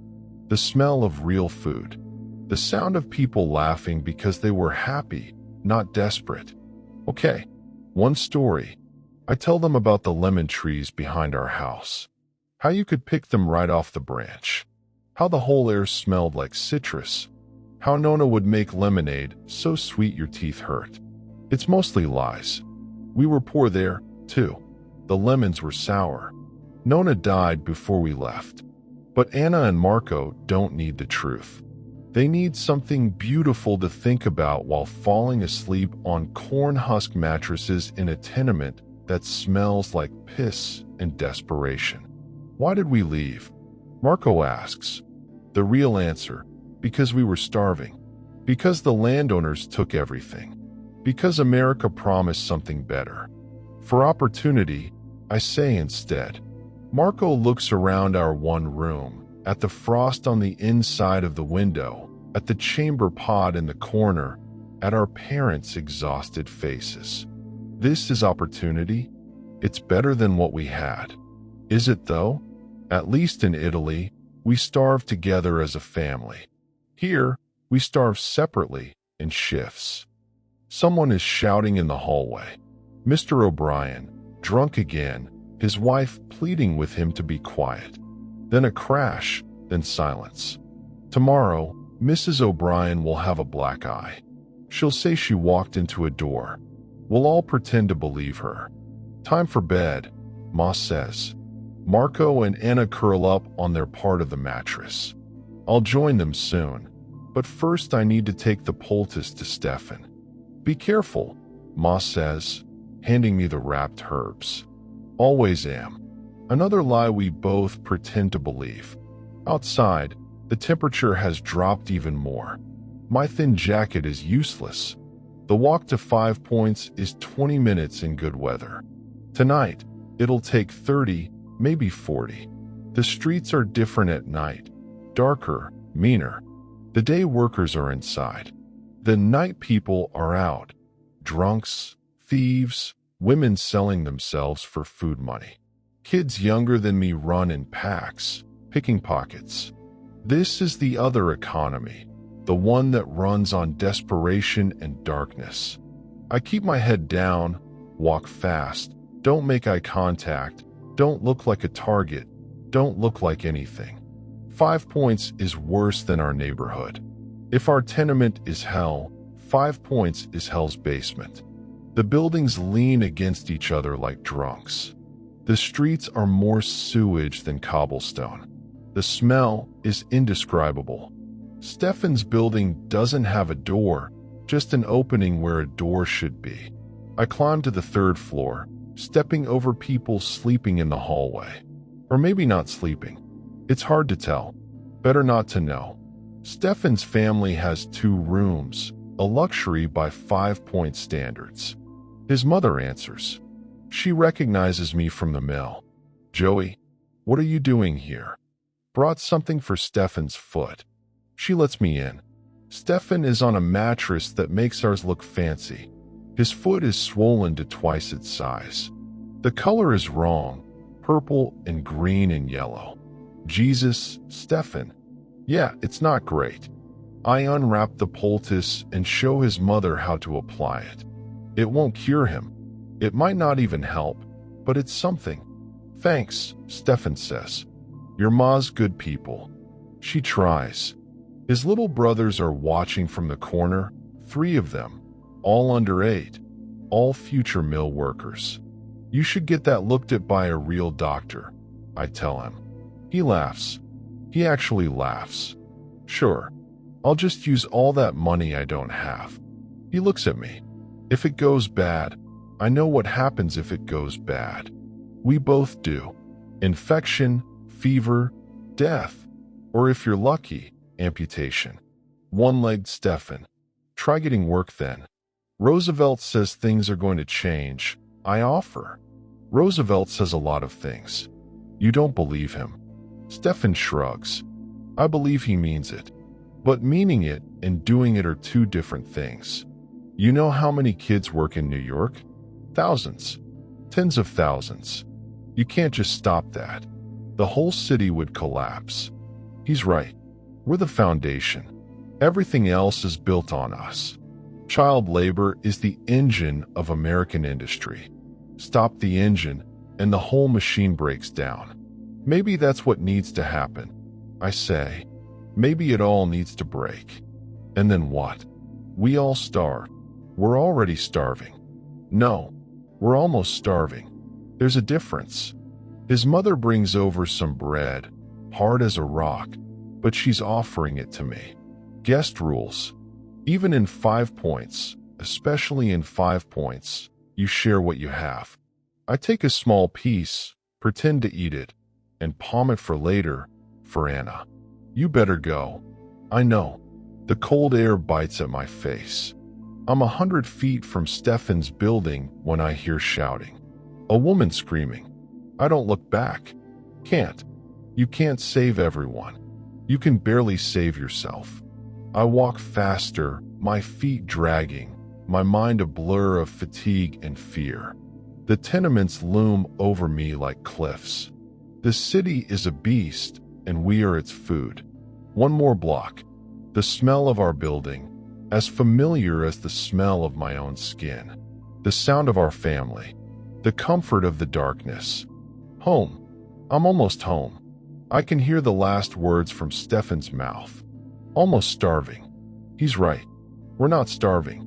We're working ourselves to death. One broken body at a time. One broken childhood at a time. The cold wind howls. It feels like the city is weeping, or maybe that's just me. I'm so tired. The steps to my building are cold under my feet. I go inside, into the darkness, into the familiar smells, and I feel my way up the stairs. Each step is a prayer. Please let them all be okay. Please let us all be okay. Please let there be a better day. Maybe tomorrow. Maybe. I'm basically sleepwalking. My body just carrying me home on autopilot. I pass a church. Presbyterian. I think there's light inside, warmth. For a second, I think about going in, just sitting in a warm place for 5 minutes. But Catholics don't go into Protestant churches. Not if they want to avoid trouble. And we've all got enough trouble already. Back on Orchard Street, things are quieter. Most people are asleep, getting ready for tomorrow's shift. The endless cycle. Our building is dark except for one window. 3rd floor. Mrs. Goldstein is up with her sick baby. The one with the cough that sounds wet. That baby's not going to make it. We all know it. She probably knows it. But she keeps trying. Singing to it. Rocking it. Fighting death with lullabies. Up the stairs. 4th floor. Our door. Inside. Everyone's asleep. Ma left the lamp burning low for me. I blow it out. Don't need it. Know every inch of this room by feel. I take off my boots. My socks are more holes than fabric. My feet are white and wrinkled like I've been in water all day, except it's sweat. 13 hours of sweat. The corn husk mattress crackles as I lie down. Marco shifts in his sleep, stealing the thin blanket. Anna murmurs something about lemons. I stare at the ceiling. Can't see it in the dark, but I know every crack, every water stain, every place where the plaster is falling off. In 5 hours, the whistle will blow. In 5 hours, I'll get up and do it again. In 5 hours, another day of my childhood will be fed to the machines. But right now, for these 5 hours, I'm just a 12-year-old boy lying between his siblings in a room that's too small, in a building that's falling apart, in a city that doesn't care if he lives or dies. This is the American dream in 1900. This is what built the richest country in the world. This is what progress looks like when you're on the bottom. And tomorrow we'll do it again because we don't have a choice. Because our families need to eat. Because the machines are hungry and we're the only food they accept. But someday it'll be different. Has to be. Roosevelt promised. The Polish girl's mangled arm demands it. Timothy Brennan's missing hand insists on it. All of us, all these children of the mills, we're writing the future in our blood and sweat and exhaustion. Someday they'll read what we wrote. Someday they'll understand what it cost. Someday, but not tonight. Tonight, I'm just tired. So tired I can't even finish the thought. The darkness takes me deep and dreamless. And somewhere in the distance, barely audible through the thin walls and dying night, a church bell chimes midnight. 5 hours until the whistle. 5 hours until tomorrow. 5 hours of peace. The whistle. That goddamn whistle. 5 o'clock again. Your eyes don't want to open. Your body doesn't want to move. Everything hurts in ways you didn't know things could hurt. Your hands are claws that won't unbend. Your feet feel like someone beat them with hammers. Your back. You're 12 years old and your back feels like an old man's. Marco's foot is in your ribs. Anna's hair is in your mouth. The corn husks beneath you have compressed into basically nothing. You're sleeping on boards with some agricultural garbage between you and splinters. Yeppy. Ma's voice, soft, tired. She's been up for an hour already, trying to make something from nothing for breakfast. You sit up. The room is freezing. Your breath clouds in the lamplight. January doesn't care that you're poor. It just keeps being January. Same clothes as yesterday. They're stiff with dried sweat and cotton dust. They smell like the mill, like machine oil and desperation. But they're the only work clothes you have. So on they go. Your hands. Jesus. Your hands. They're worse than yesterday. The cuts have scabbed over, but the scabs are cracking. Fresh blood seeping through. And they're so stiff, like someone replaced your fingers with wood. You flex them, work them, try to get some movement back. You're going to need these hands for another 13 hours. Anna's awake, watching you. Does it hurt? She asks. What? Everything. Smart kid. Too smart. No, you lie. You get used to it. She looks at your bloody hands, your bent posture, the way you're putting on your boots. I don't want to get used to it. Neither did you. Neither did any of us. But want and get are different words in different languages. Ma hands you the same breakfast. Brick hard bread. Fake coffee. But today there's something else. A tiny piece of cheese. Ma, we can't afford eat. You eat. The cheese tastes like heaven. Like something from the world before the mill. The world where food had flavor beyond survival. Papa's at the table. He made it home sometime in the night. He looks dead. Not dying. Dead.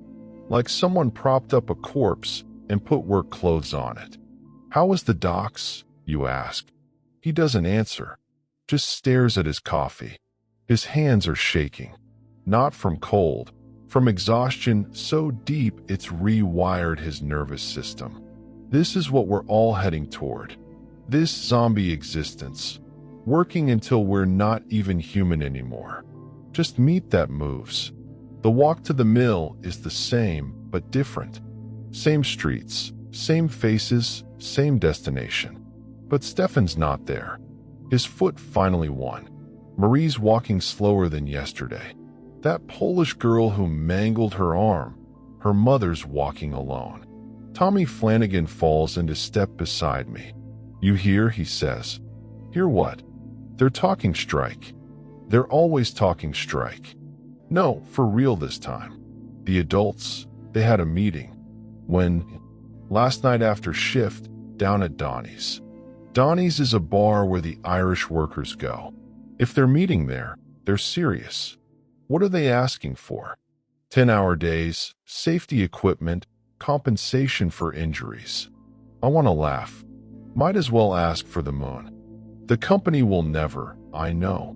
But they're going to do it anyway. When? Don't know. Soon.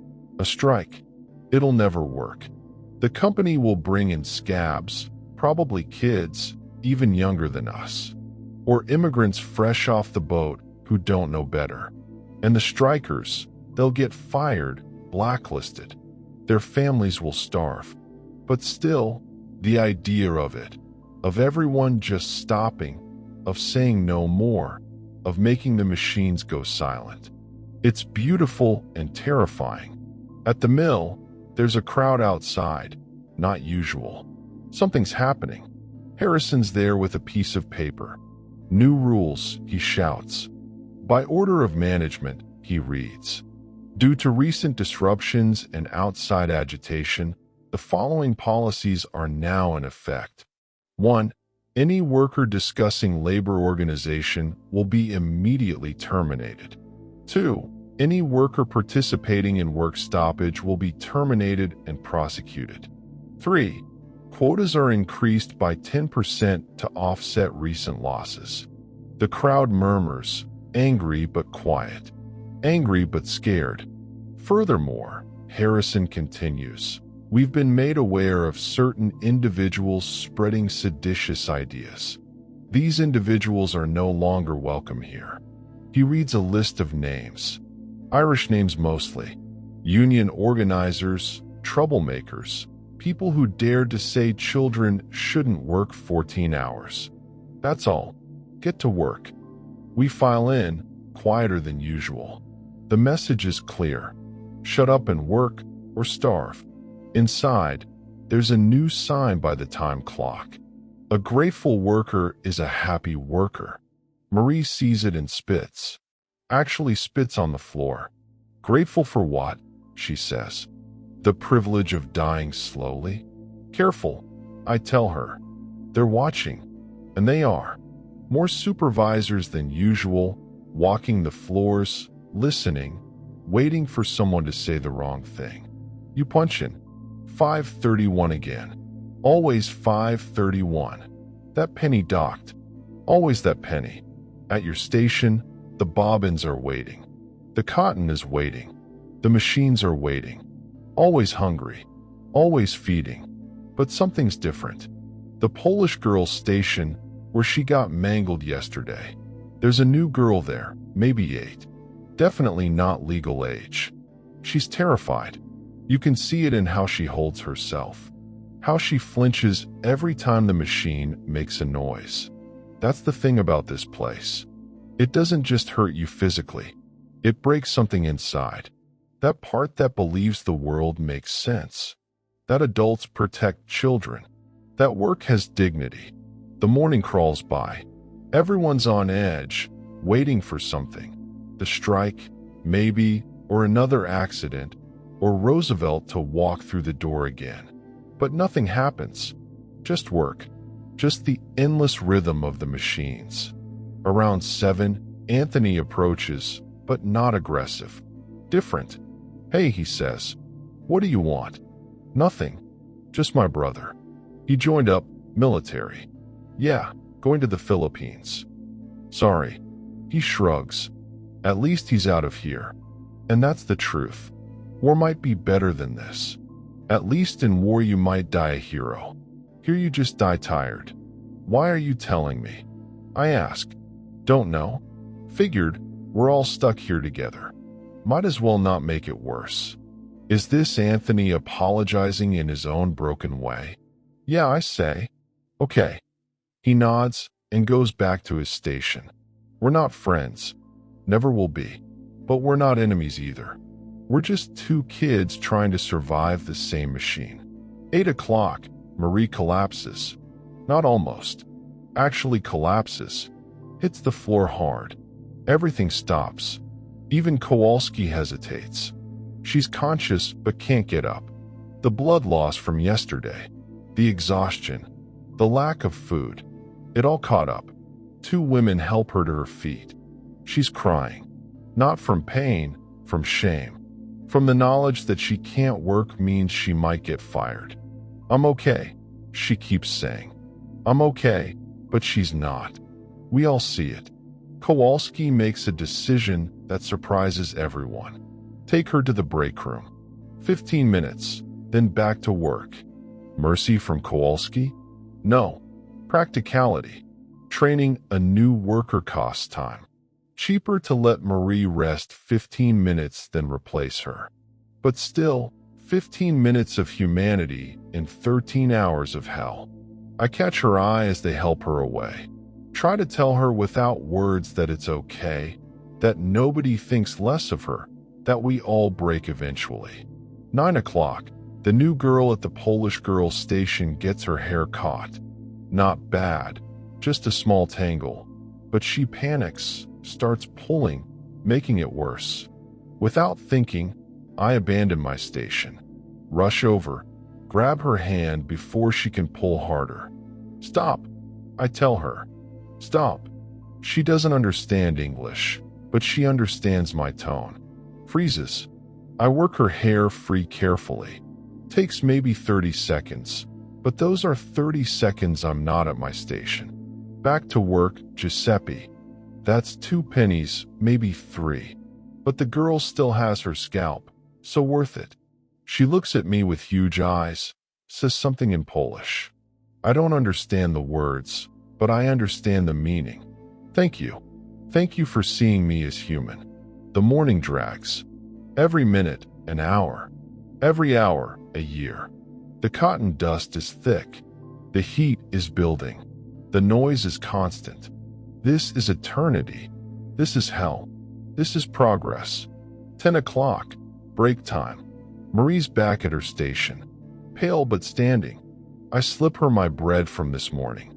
The piece I saved. Eat. Joey, eat. She eats. Small bites, making it last. I'm not going to make it, she says quietly. Yes, you are. No, I mean it. I can feel it. Something's wrong inside. You're just tired. It's more than that. She's probably right. 13-year-old girls shouldn't lose that much blood and keep working. Shouldn't stand for 13 hours on no food. Shouldn't breathe cotton dust until their lungs quit. But what choice does she have? What choice do any of us have? After work, go to the charity hospital. I tell her. With what money? It's charity. They'll want something. They always do. She's right about that, too. Nothing's free. Not even charity.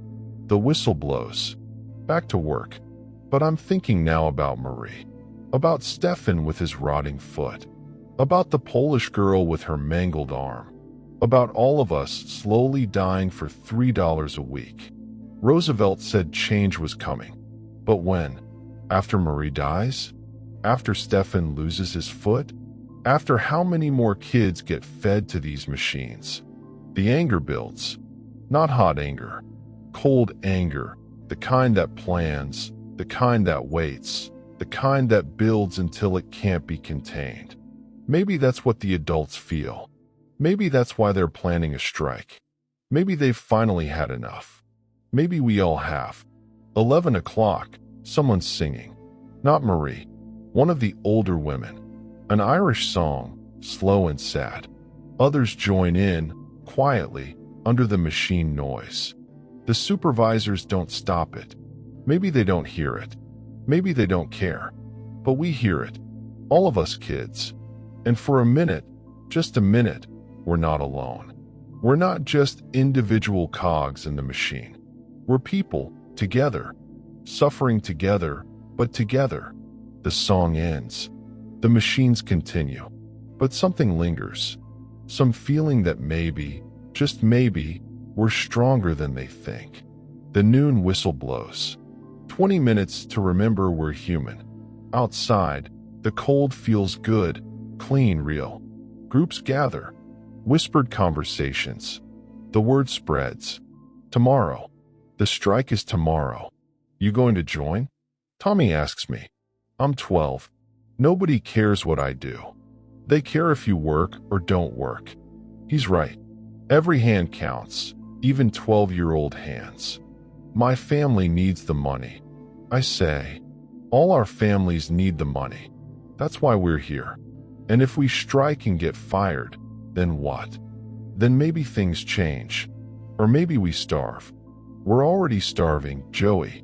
Just slowly. He walks away, leaves me with that thought. The afternoon shift starts, same as always, but there's electricity in the air. Everyone knows about tomorrow. Everyone's making the same calculation. Work and live poorly, or strike and maybe die. Some choice. But maybe that's the point. Maybe when all your choices are bad, you pick the one that at least fights back. The machines roar on, fed by our exhaustion, our blood, our childhood. But tomorrow might be different. Tomorrow the machines might go hungry. Tomorrow we might matter. 1 o'clock, back at the machines, but nobody's really working. Everyone's going through the motions, but our minds are on tomorrow. The strike. Marie's getting worse. I can see it in how she moves. Like she's underwater.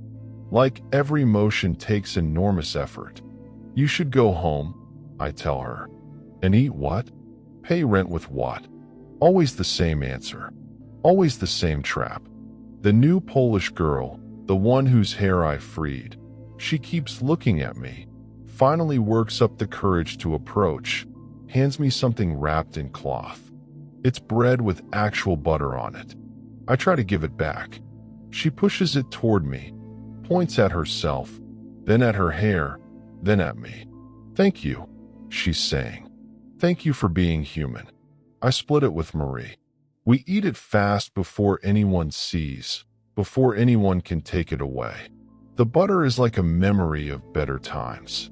Times that maybe never existed, but we imagine they did. My mother used to make butter, Marie says. Back in Ireland before the landlords took our cow. What happened? What always happens? We left or we died. So we left and came here.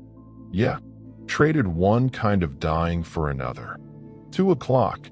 Harrison's making rounds. He looks nervous. He knows about tomorrow. They all know.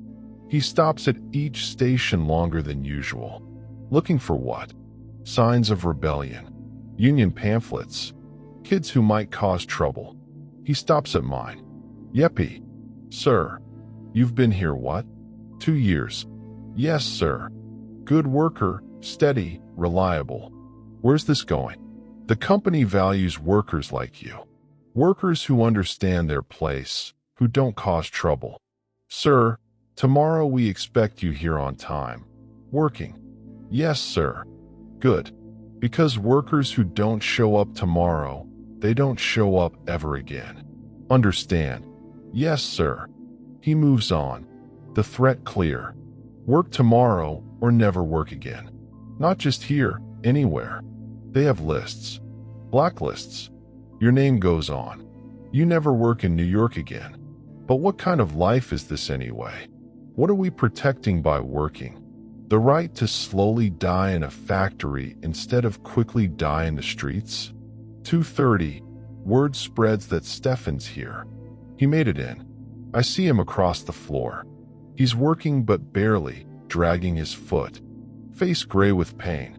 But he's here because his family needs him here. That's the thing about strikes. Easy to talk about when you're single. When it's just you. But when you've got 3 little brothers, when your mother's counting on your $3. How do you choose? 3 o'clock, a man walks onto the floor. Not a supervisor, not a worker. He's wearing a suit, carrying papers. He goes to the main office. 5 minutes later, Harrison comes out with him. They're pointing at different workers, making notes. Who's that? I ask Tommy. Pinkerton, he whispers. Strike breaker. Pinkertons are private police. The ones companies hire to break unions, break strikes, break heads if necessary. The man walks through, memorizing faces. He stops at certain workers, the ones who were at Donnie's last night, probably. The organizers. This is intimidation. Letting everyone know they're watching. They know who you are, where you live, where your kids go to school. The message is clear. Strike and we'll destroy you. 3:30, Marie faints again. This time, she doesn't get back up. She's breathing, but she won't respond. Her skin is white as paper. There's blood on her skirt again, more than yesterday. Get her out of here, Harrison shouts. But nobody moves. We all just stand there looking at Marie on the floor, 13 years old, dying for $4 a week. I said, get her out. Finally, 2 women move. They pick Marie up. She's so light, like a bird, like there's nothing left of her but will. And now that's gone, too. They carry her toward the door. Where are you taking her? I call out. Charity Hospital, one says. I'm coming with. No, you're not. Harrison cuts in. You leave, you're fired.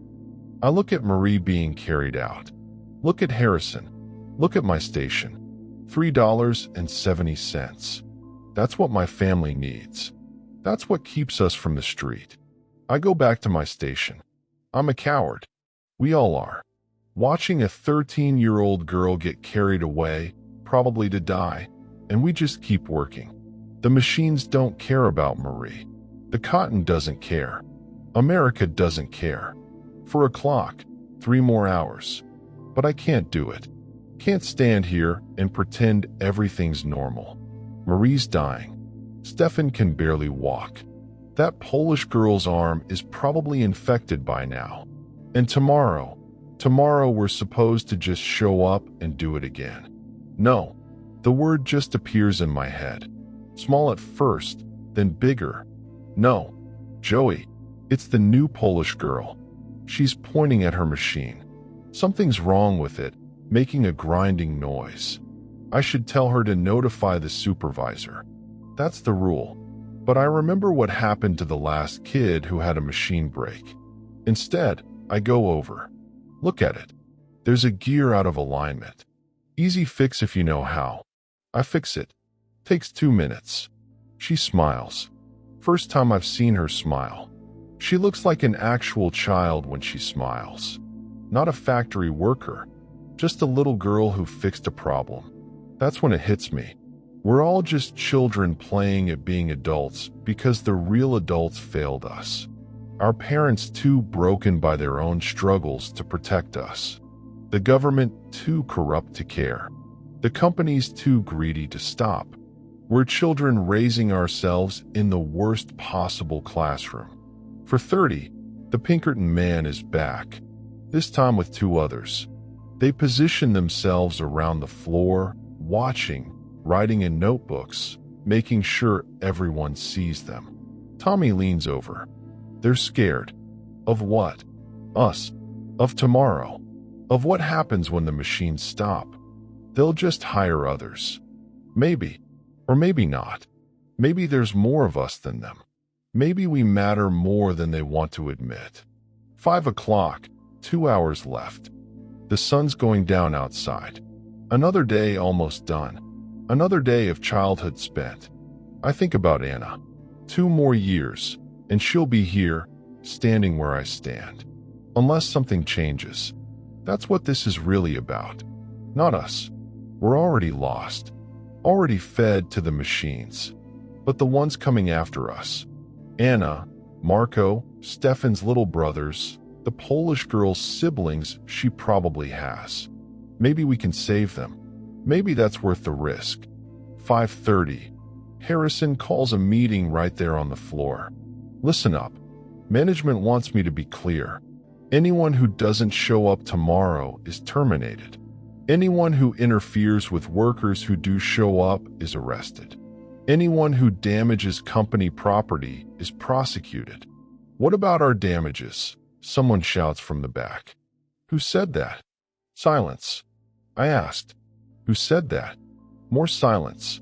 But we're all thinking it. What about our damages? Our stolen childhoods, our broken bodies, our dead friends.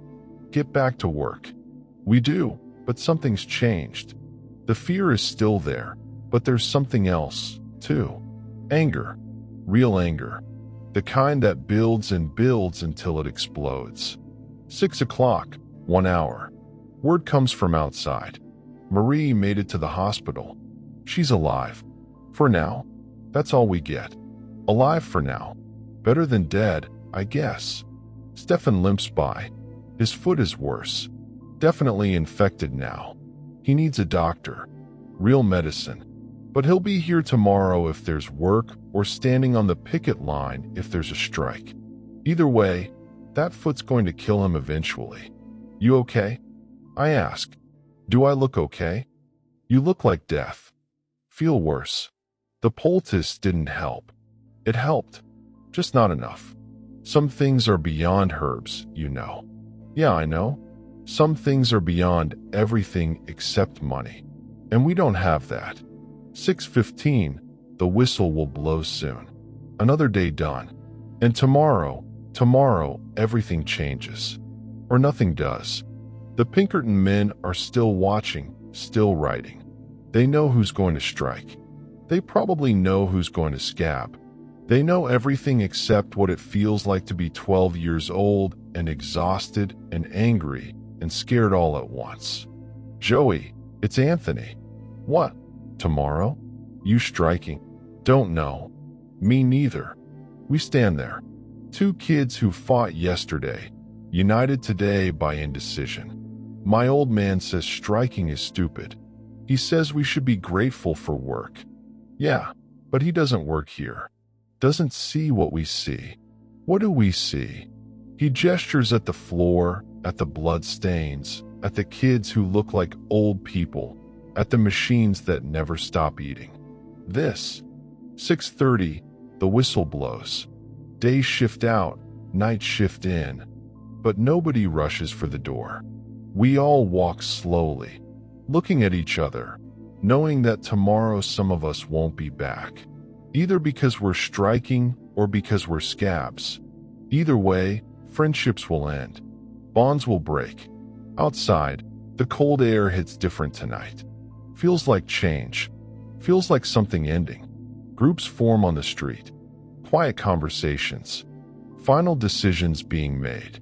Tommy approaches. You in? I don't know. It's simple. Either you stand with us or against us. It's not simple. I've got family. We all do. Then you know why it's not simple. He looks at me. Really looks at me. You're right. It's not simple. But sometimes the complicated choice is still the right choice.